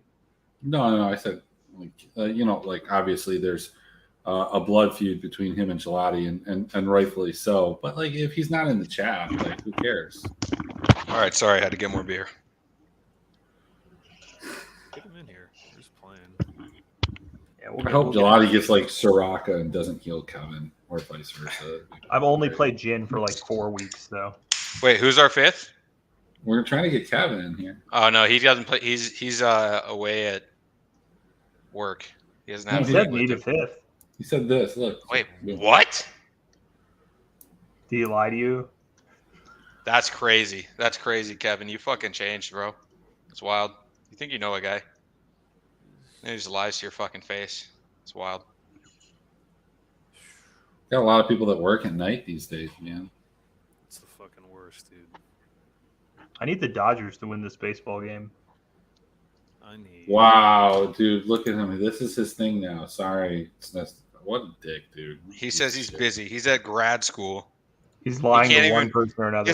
This guy, Kevin, can't even move to his own apartment at grad school because he signed up to live with randoms, and the randoms didn't fill out their application correctly, and they have cats, and Kevin's allergic to cats, so he can't even move in. That actually sucks. He's down bad. Yeah, I'm going to ask one person, and then we can go. Who's the guy that Kevin used to play with in Flame? Where's D-Word? I was going to ask Ghost, but I think maybe he's gone to bed. He went offline in Discord. Goes to bed at 10 p.m. on Wednesdays. Yeah, well, he's probably upset that like Josh left out or like let the boars out or something. Yeah, they lied, I think. It's fucking Iga 10,000 minus 10,000 to win Wimbledon or what? 130. So John, I'm in another Discord with Jake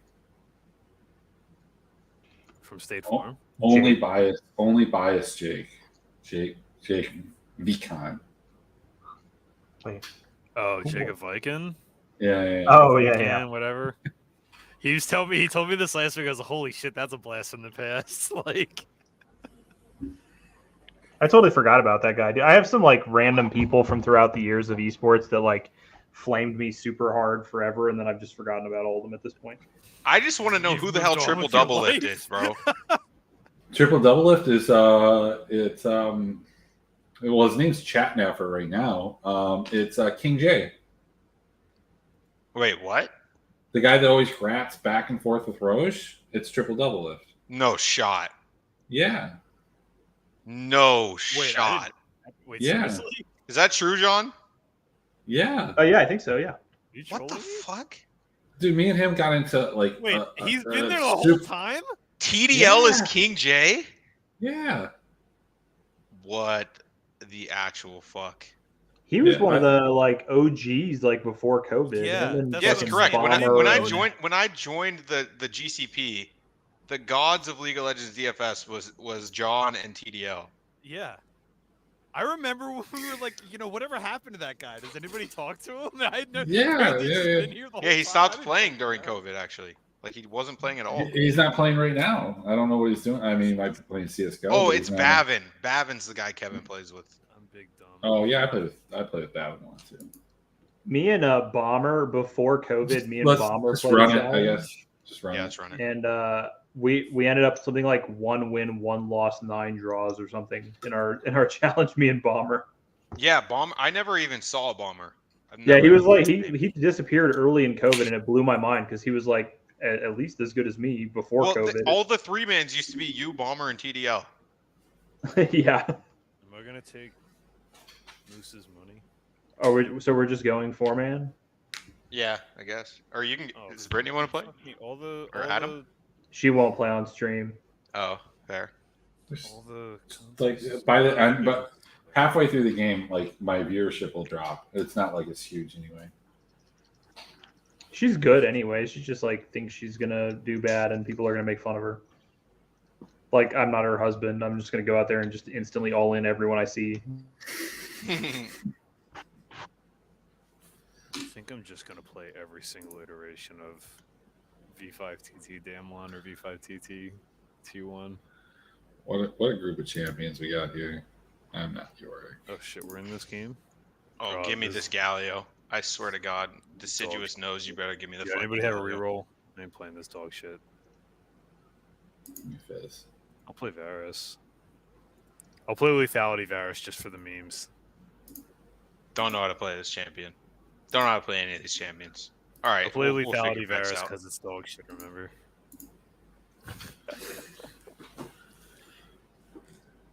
We'll figure Any it game I out. play with Vality Varus, I get wrecked. Man, we got a ton of AP. It's okay. They won't build resistance. No, If my dogs go off, I'm so sorry. I have to leave myself unmuted to talk during league. I'll try to mute myself if the dogs go off. I'm doing. It's all right. I got. The lethality would be better when we're all AP, right? Right. Sure. Yeah. I went to this guy's house today, like my 12 o'clock appointment, and I call him. I'm like, yo, Oh, there we go. downs. Good dodge. Good dodge. Well played. Oh, absolutely. Game over. I've never seen me lose these. Oh, give me There you Zig. go. Fuck that. Oh, damn it. Oh, but the tree. I kind of have to play the tree Oh, for my Senna, brand. dude. It's a tree Maokai. Let's go. It's for the brand. Someone play Soraka. Oh, That okay. champion's Here we not go. balanced. Oh, dude, what the fuck? You keep taking my shit. What's it gonna be? What do you want? What do you want? I'll play. I was I just want going to heal Soraka. Josh. All right, I'll trade you. That's fine. Let's go this way. My Ziggs is way better, but my Soraka's pretty good. My I Senna's mean, actually probably good. the goodness of your champion doesn't matter because I will literally flash W every time my flash is That's up. okay. That's okay. So that means I want Soraka. That's... So I go to this guy's house, and like he's got these two like scary like pit bulls that come running. I'm like, yo, I'm here. He's like, yeah, I thought the appointment was at 3. I was like, no, I totally called you yesterday and told you it was at 12. He's like, oh, my bad. I was like, all right, well, I can do everything. He's like, don't go in the yard. Pit bulls will bit you. Like, they'll bite you. I'm like, no shit, dude. Like, I'm not going in your fucking yard. These things are fucking snarling at me. I'm in the fucking street, bro. Like, I was going to go next to it. Like, but holy shit. He's, like, the one's crying. It obviously wants to be petted. Like, but the other one, like, that, like, no, dude. No. I've literally never seen me lose these. Oh, we're stone cold blocking this game for sure. Wait, John's playing a champion he hates. I forget about John's weird dichotomy where he hates champions in Pro League but loves them in actual league. Oh yeah, I'll play Lucian. It's just these fucking guys should know better. What are they, me? The Soul Raka. I haven't played Soul and Soraka forever. Maybe I'll do that. You know, next time I actually play League of Legends. It's been a minute. I like squeeze a game of Legion in here or there, but it's starting to settle down. Like the first couple weeks are always real hectic, but once everything's kind of Oh, look at that Mordekaiser's HP bar. Just absolutely shredded by me. Disgusting. I play a Pantheon, fair bit you're of basically Legion. dead. Okay, this Pantheon wants to die, no? All right, God, you saved have the you guys boy. ever killed Morgana in this spot?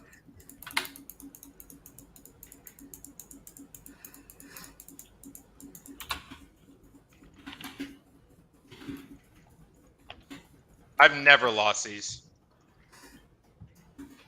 Look at them, they're flashing away from me. Cowards use flash.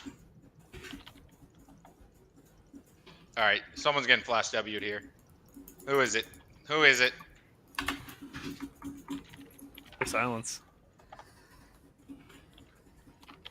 Buddy, you're not allowed to play there. Oh, get him his shields down, Yeah.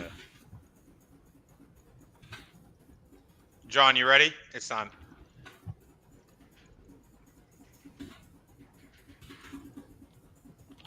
Okay, well, that was kind of nonsensical. It's fine. Feeling these.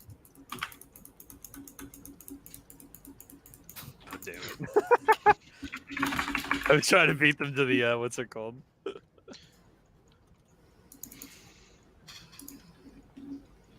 Has to beat him to the shrine, has boots one. Real smart idea.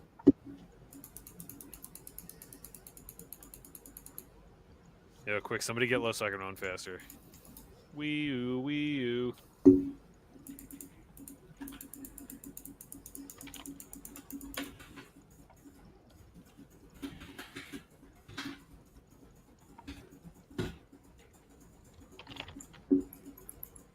These cowards love hiding in bushes. I got a little sapling for you in that bush, buddy. Oh, you remember that? Stop like, hiding sapling in the bush, you cowards. You had like 10 saplings on Baron in Clash. Oh, that was beautiful. Well, they don't stack, so it's not great.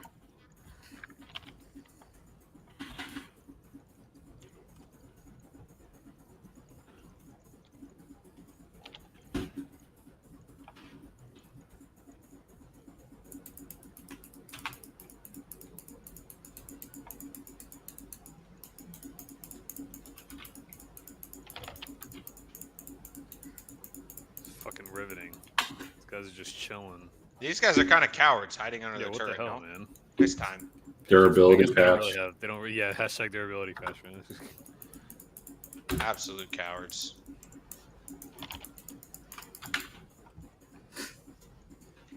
They're waiting for Malphite to get 6, which is going to happen in like 3 seconds. So it's going to happen before my flash is back up. So It's all right. You'll survive it. Durability patch. yeah, that's true. Malphite dog shit now. Confirmed. Here comes. What a coward. That Mordekaiser is a mega coward.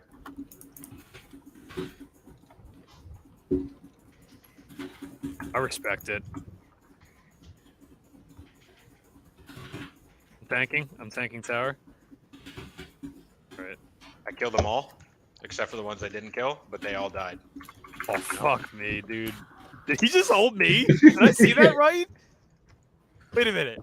Did Malphite hold his ult that whole time? Am I losing my shit? No, he did. Holy shit, he did. What the fuck? Waited until everyone was dead and then blew his ult. What the hell is that? All right, that's some weird flex right there. Oh, dude, he knows what he's doing. He's good. He's too good. Come here, coward. Come here, coward, Garen. Yeah, that's what I He thought. had You it better the run, whole bitch. time, too. That's so You know who daddy is. Come here, coward. These cowards. Oh yeah, kill the Garen. Kill this coward. Oh my gosh.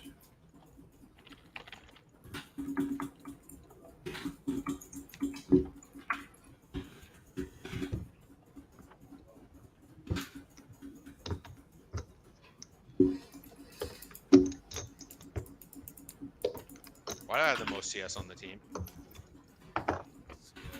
Because I'm the carry. I'm not Who farming, am I- so What am I thinking about? I'm the carry. What am I thinking about here?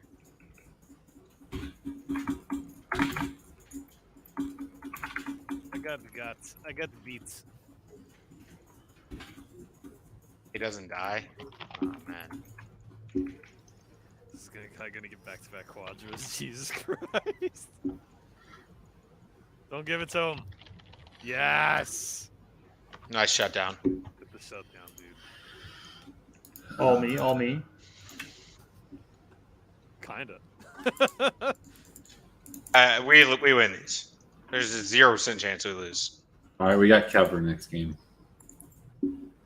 Well, that's definitely a loss. So we got to get our win out of our system here.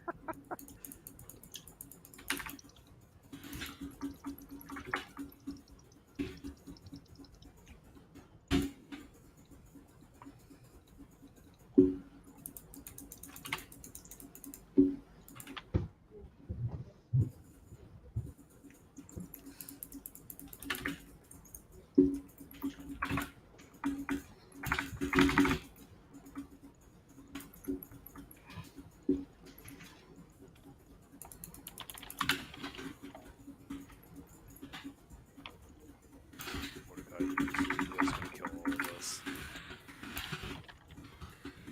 All right.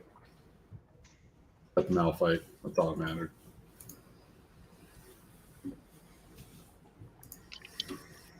This Mordecai is fucking us up so bad.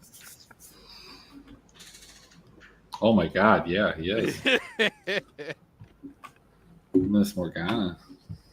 Ah, yes. We're just not scaled up yet. I didn't realize you on his Luden's Echo Lucian. Oh, holy shit! Nice. Swag, dude. I respect it. Cowards will die. Every coward will die, including you.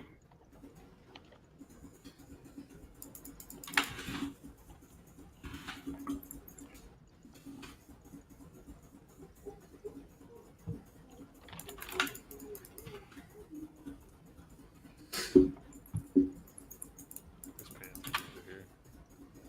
There's no one in there. Is he trying to fuck around and find out? That's what it seems like. Malphite's gonna ult. It's right there.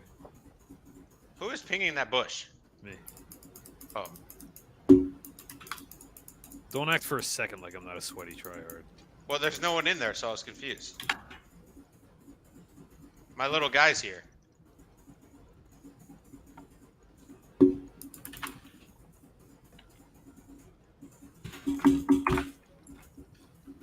Yeah, walk right into him, buddy. Here it goes.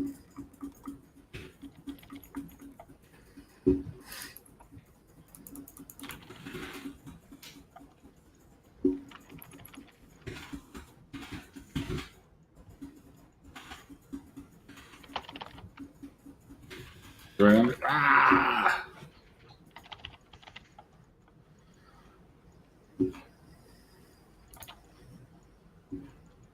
Looks like I'm not going to be making many bets, personally.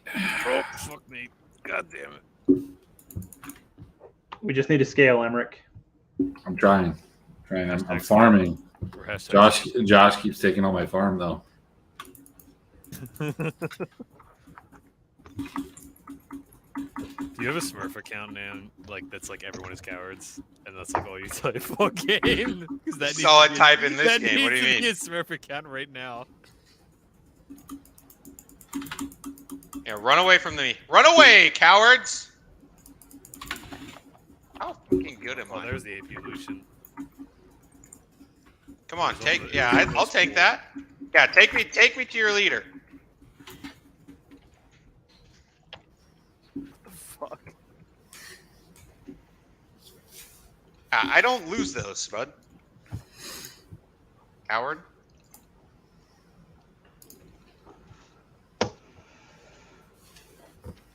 shit.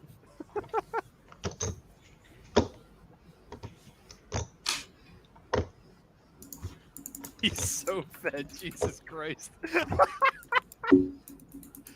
Oh, he's got the fucking raw lines already. He's gonna have demonic. Good God.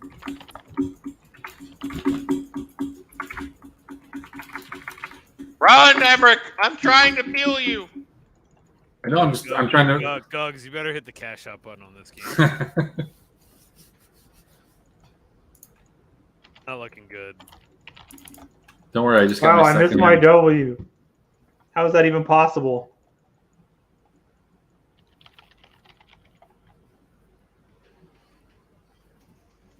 We can't. We actually can't, we actually can't kill this Mordekaiser. We have no damage. Hey! Hey! Coward to Kaiser. This fucking guy. This fucking Malphite saving his ult from me after killing everyone.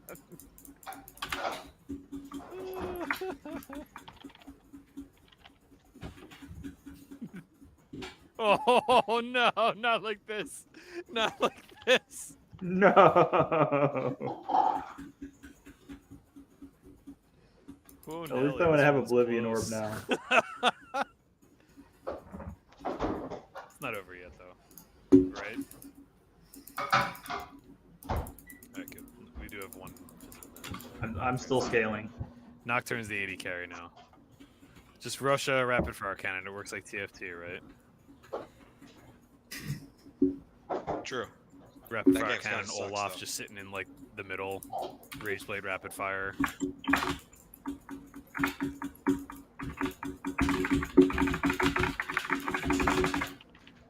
Damn it, that was almost a crafty escape.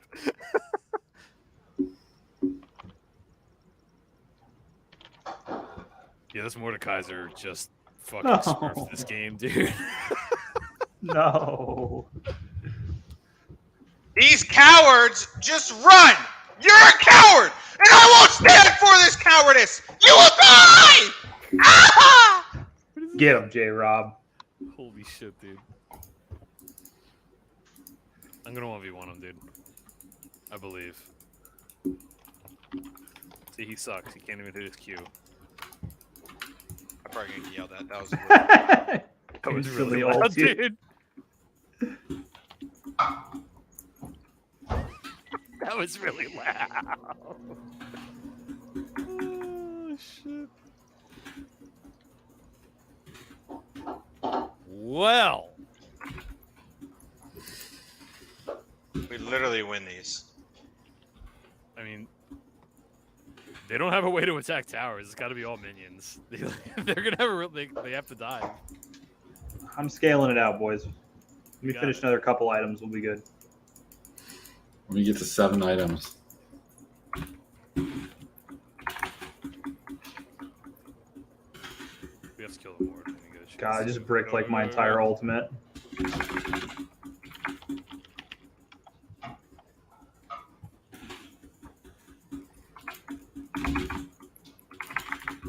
Oh no!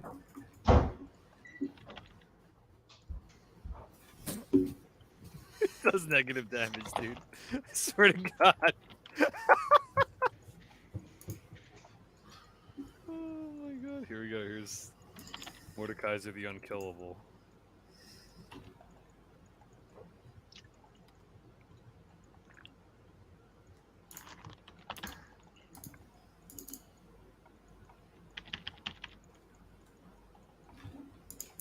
Got him.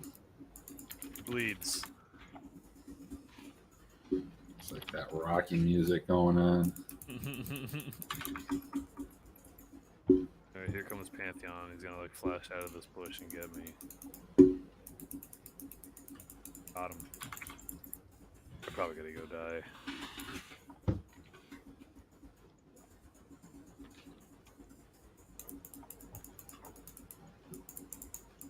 Give you a little life.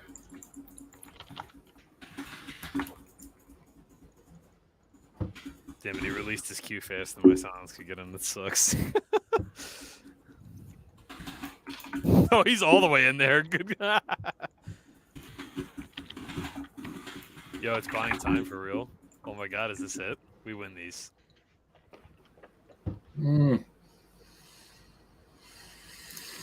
They're 100% scared to 100% death of the Such tree. fucking cowards. It's actually disgusting. Scared to death of the tree. Absolute cowards. I've never seen the whites of somebody's eyes look so scared. Trevor ain't got shit on me. Dude, Look at this. What dodges? Shit. They thought they were up against an amateur here. Oh, they have They're just absolutely disgustingly cowardly. I'll take Just this fucking absolute solo. cowards. Shit. Look at these. Get him. Okay, the AP Lucian. Do it to him. Oh my goodness. Is that him? Okay, wrong direction. Move towards me. All right, we kill this guy for sure.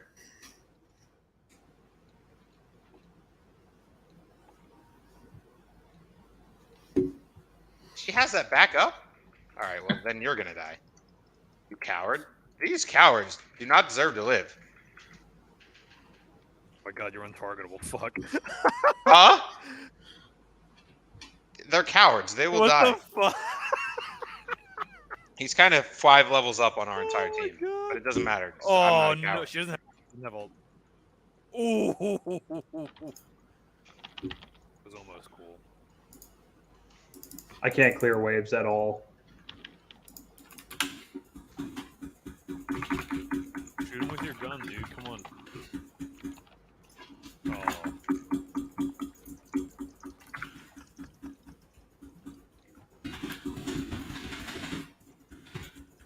Dude,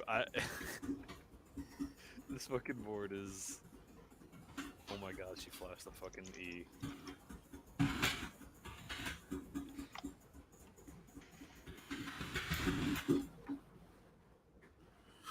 112-16, guys. That was a big Ziggs performance for me.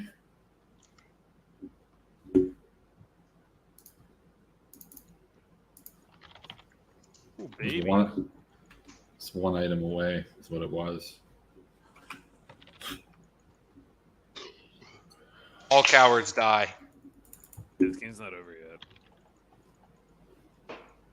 Oh my god, I just flashed.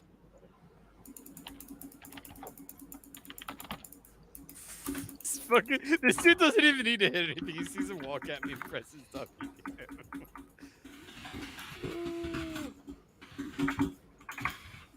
In hindsight, pushing him towards you was not probably the play. Don't give him the penta, dude. Deny that shit. Oh no. When did he have quadra penta in this game? Yeah, I'm totally not betting anything tonight. Oh, shit. Scripting is Mordekaiser. That's That's all right. We win the best out of 3. It's always about a best out of 3. Yeah, I we wish have they to- would run it back. It's been fun. But I do gotta sleep. These guys are cowards. Appreciate you, I got Gelati. flashed, stopwatched, ulted. This is fun. We gotta do this again. You're out of here, Vince? Yeah, I gotta sleep. I gotta work in like 4 hours, dude. Ah, it doesn't matter. That is kind of true. All right, boys. All right, Until Vince, next later. time. Hopefully soon. Have a good one. Listen, these guys are cowards. That is forever true. They're cowards. Have a good night, guys. Later. Have a good night. Later. You guys playing one more? Yeah. Absolutely. Okay. I'm playing until I'm finished with this beer. All right, hang on. I'll bring what's his name in. Kavon Looney.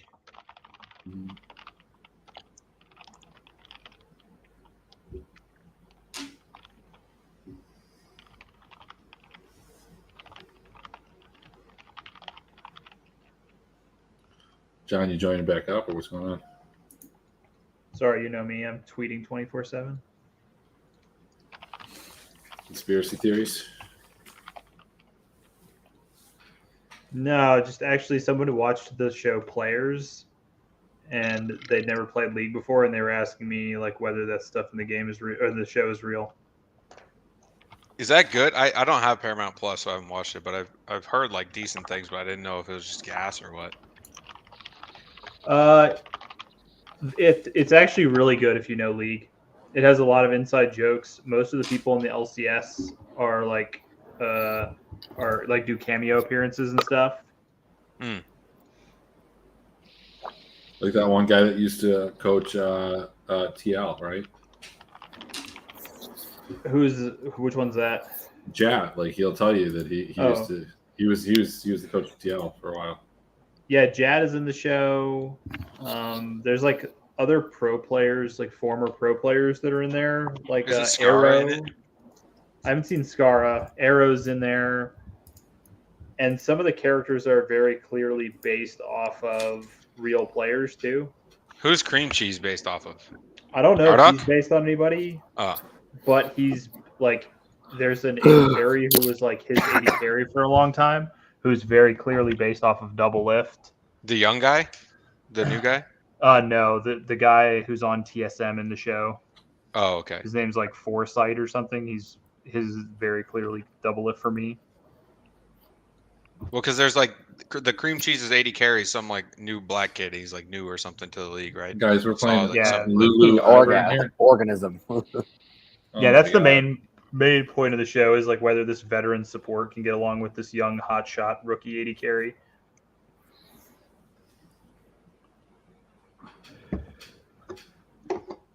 But the main character, the support, he had an 80 carry that he used to play with, who he's like always wants to try to get back on the guy's team, and the guy's won like 6 LCS titles. Like that's the guy that's clearly based on Double Lift. Yo, Oh, Kev, okay. The guy that he Organism replaced. No, this is like a guy who used to be on the same team as Cream Cheese, like when they were coming up back in the okay. day. But now that this guy's on TSM and Cream Cheese is on this fugitive gaming team.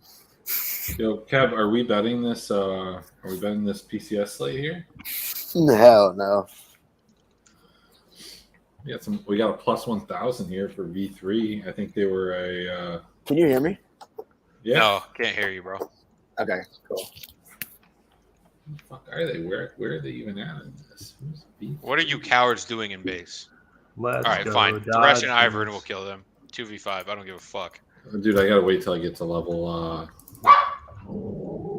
Let's go Dodgers. Oh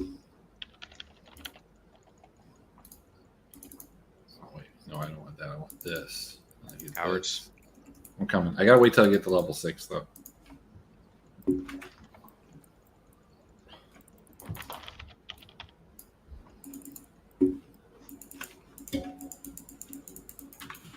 Ow.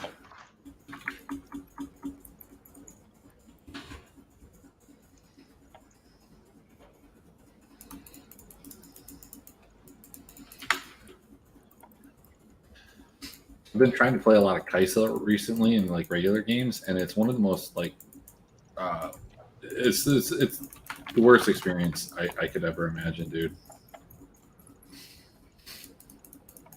Like it's a lot of fun, like when you have somebody like that's a support that knows what they're doing, but like if not, like it's the most frustrating thing I've ever Bro, had. play on hit Kaisa. It's really fun and very good. Don't listen to anything Kevin has to say about Kaisa. He's It's so absolutely good. fucking awful at the champion.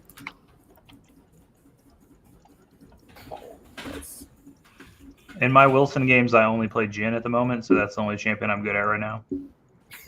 I got a shield for you.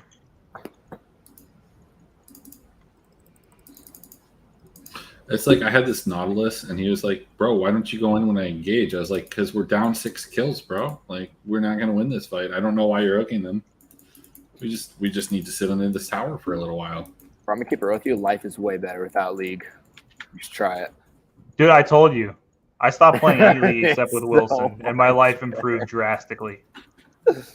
It's so much better. What am I gonna play? StarCraft? Come on, dude. It's the same thing. Oh, no games. Yeah, no games. They're all bad. Yeah, Try hanging out with people. It's awesome. it's not. Dude. That's garbage. You're lying there. Trust.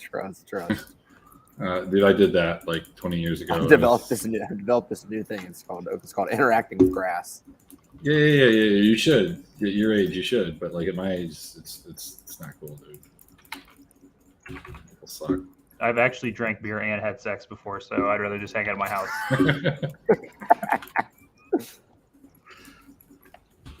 There's no proof of either of those things. Your children are not proof. Come over here. We need this. And by we, I mean me.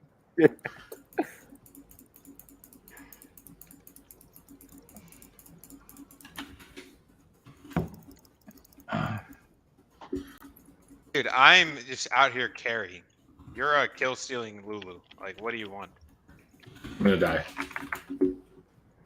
Wanted to. I didn't want to live anymore. That Belveth champion. It's watching Riot try to act like their new champions are equal strength to their old champions is my favorite pastime. Is Belveth good? I played against her with Wilson like a million times, and she'll be like 0-5, and I'll be like 20-0, and she can like easily 1v1 me.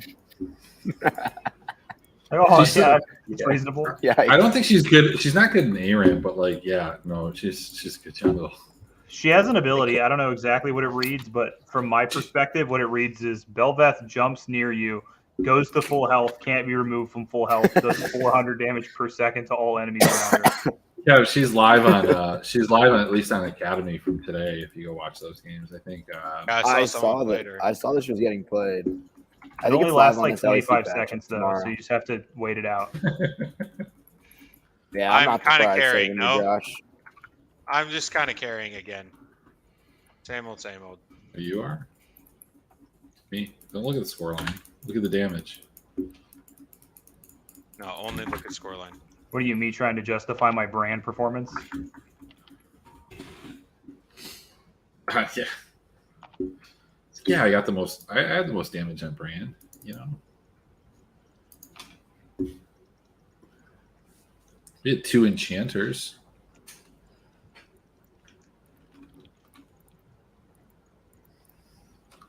I didn't want the healing anyway.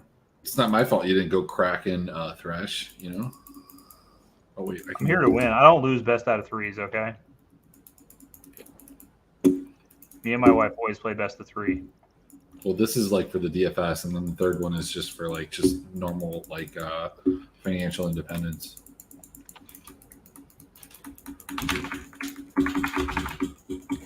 They have exhaust in ARAM. Do they really?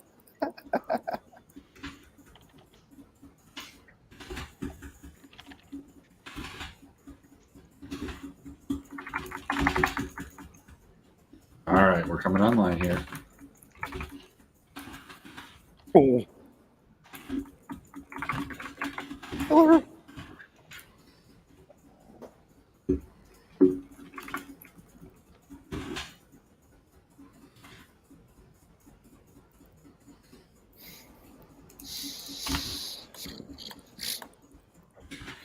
Uh-oh.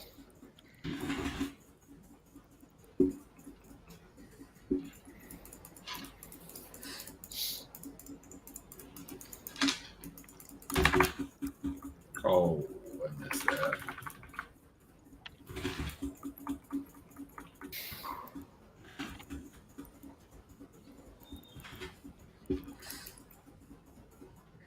Oh, you're gonna die.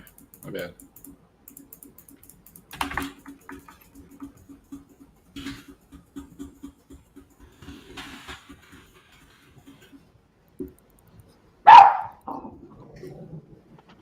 Uh-oh. For a very limited time, Belveth becomes invulnerable, dealing 36% maximum health to all teammates and opponents. She can dash and do all types of good stuff too.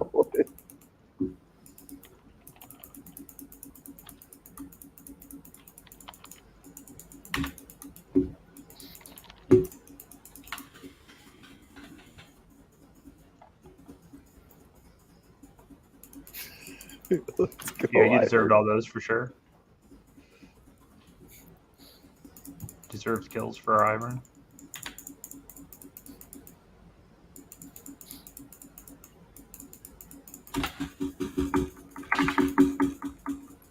Ah! I don't really know how she survived that, but you know, whatever. It's balanced.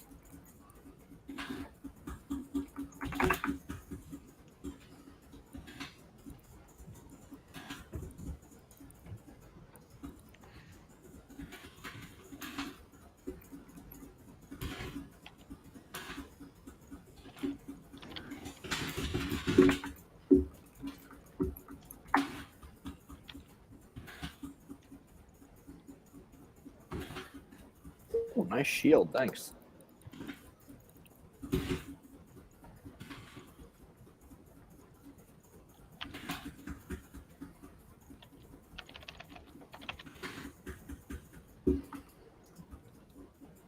Go get the package. Be back. I really have zero clue what this champion does. Oh my god, what the hell is this thing? You should build. Oh yeah. Oh, you're building that build. Yeah, I like that build. Whoa! I just got died. I just got deaded. Okay, that didn't work out so well. That was a nice try. That was a nice try, Emmerich. I That's give you fucking props on bullshit. that This one. Oh, they walked right back into it. How, This she walked. exhaust shit is kind of cringe, no? My brothers in Christ, what is going on here? No! Unlucky. Oh god, how do I target the fucking minion? Hmm. Oh, I got a You click kill. on it. Let's go. Just click on it. That's all you gotta do.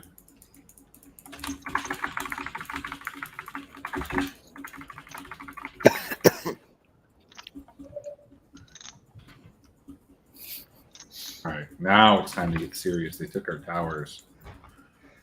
We're unleashed. Don't worry, we're scaling. Me and 20 Josh KP, both I'm have trying. 7 kills. On the way. Hey, yo, get me an ardent sensor. I need it. It's building. It's building. I'm literally on the build path. Bet.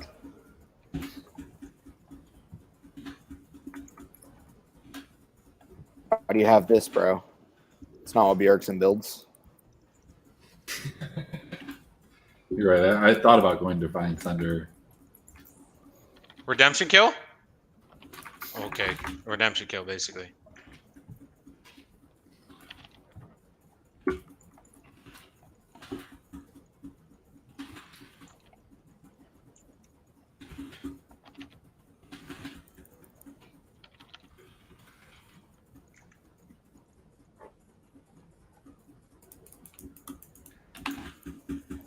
I gotta go die real quick.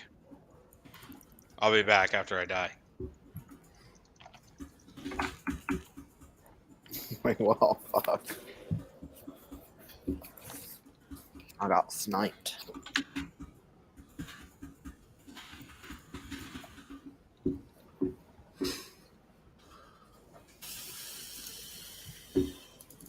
Oh! Tried. I didn't get NT. my shield off though. Not enough button pressing. Don't worry, I got package. We can take the dragon. I'm coming.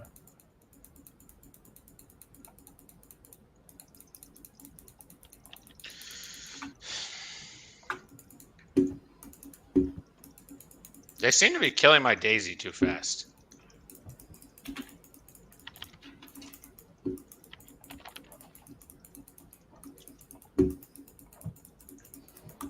Why do these guys just run?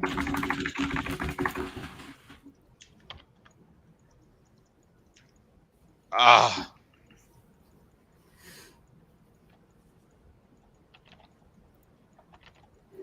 It's a lot of shutdowns. Bro, she did her fucking infinity thing that she does. Infinity damage. Look at this. Watch this. She's going to jump like 19 times, and then she's going to start doing this thing. What do you want, bitch? You want some of this shit? Fuck you.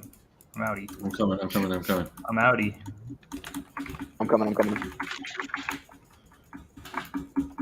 That's perfect. If we can kill her, then that's the nut trade for us.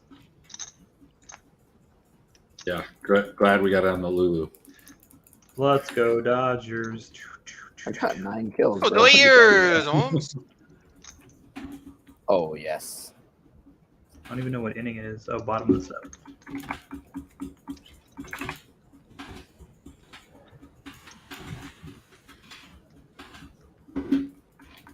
Hey, can my Lulu do something or what?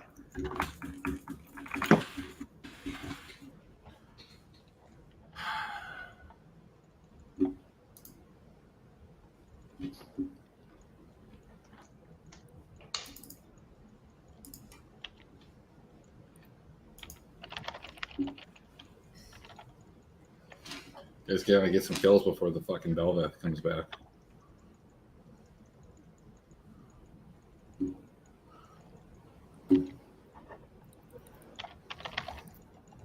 There you go. There you go. Keep it on numbers. Don't worry, I'll take care of these guys. Got those minions. Oh, I got. Nice hook. It's him. You are him. Oh my god, I suck. Nice.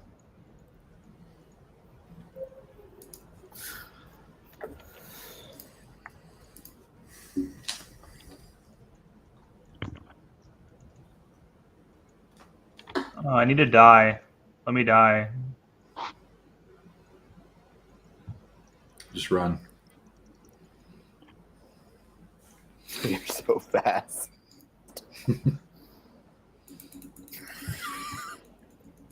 That's exactly what I needed. Can't have me on like 5% health for the final fight.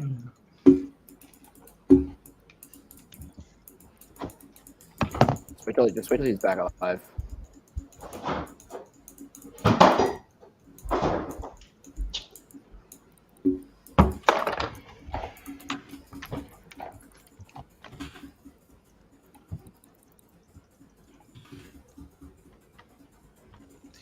My big mistake this game, honestly, was not taking Ignite.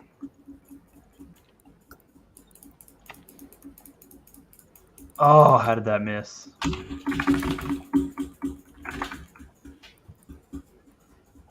Here, Ivor. Give you a little heals.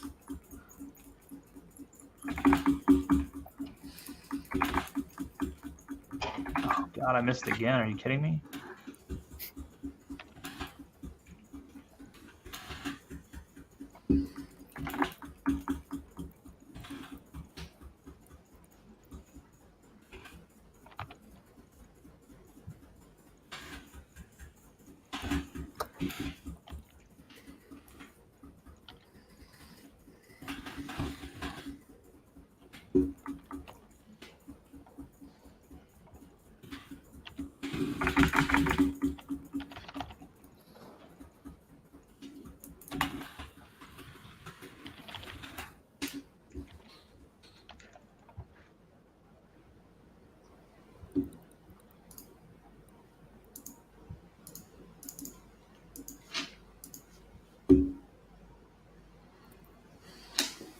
It's looking bad, gang. I'm gonna be honest.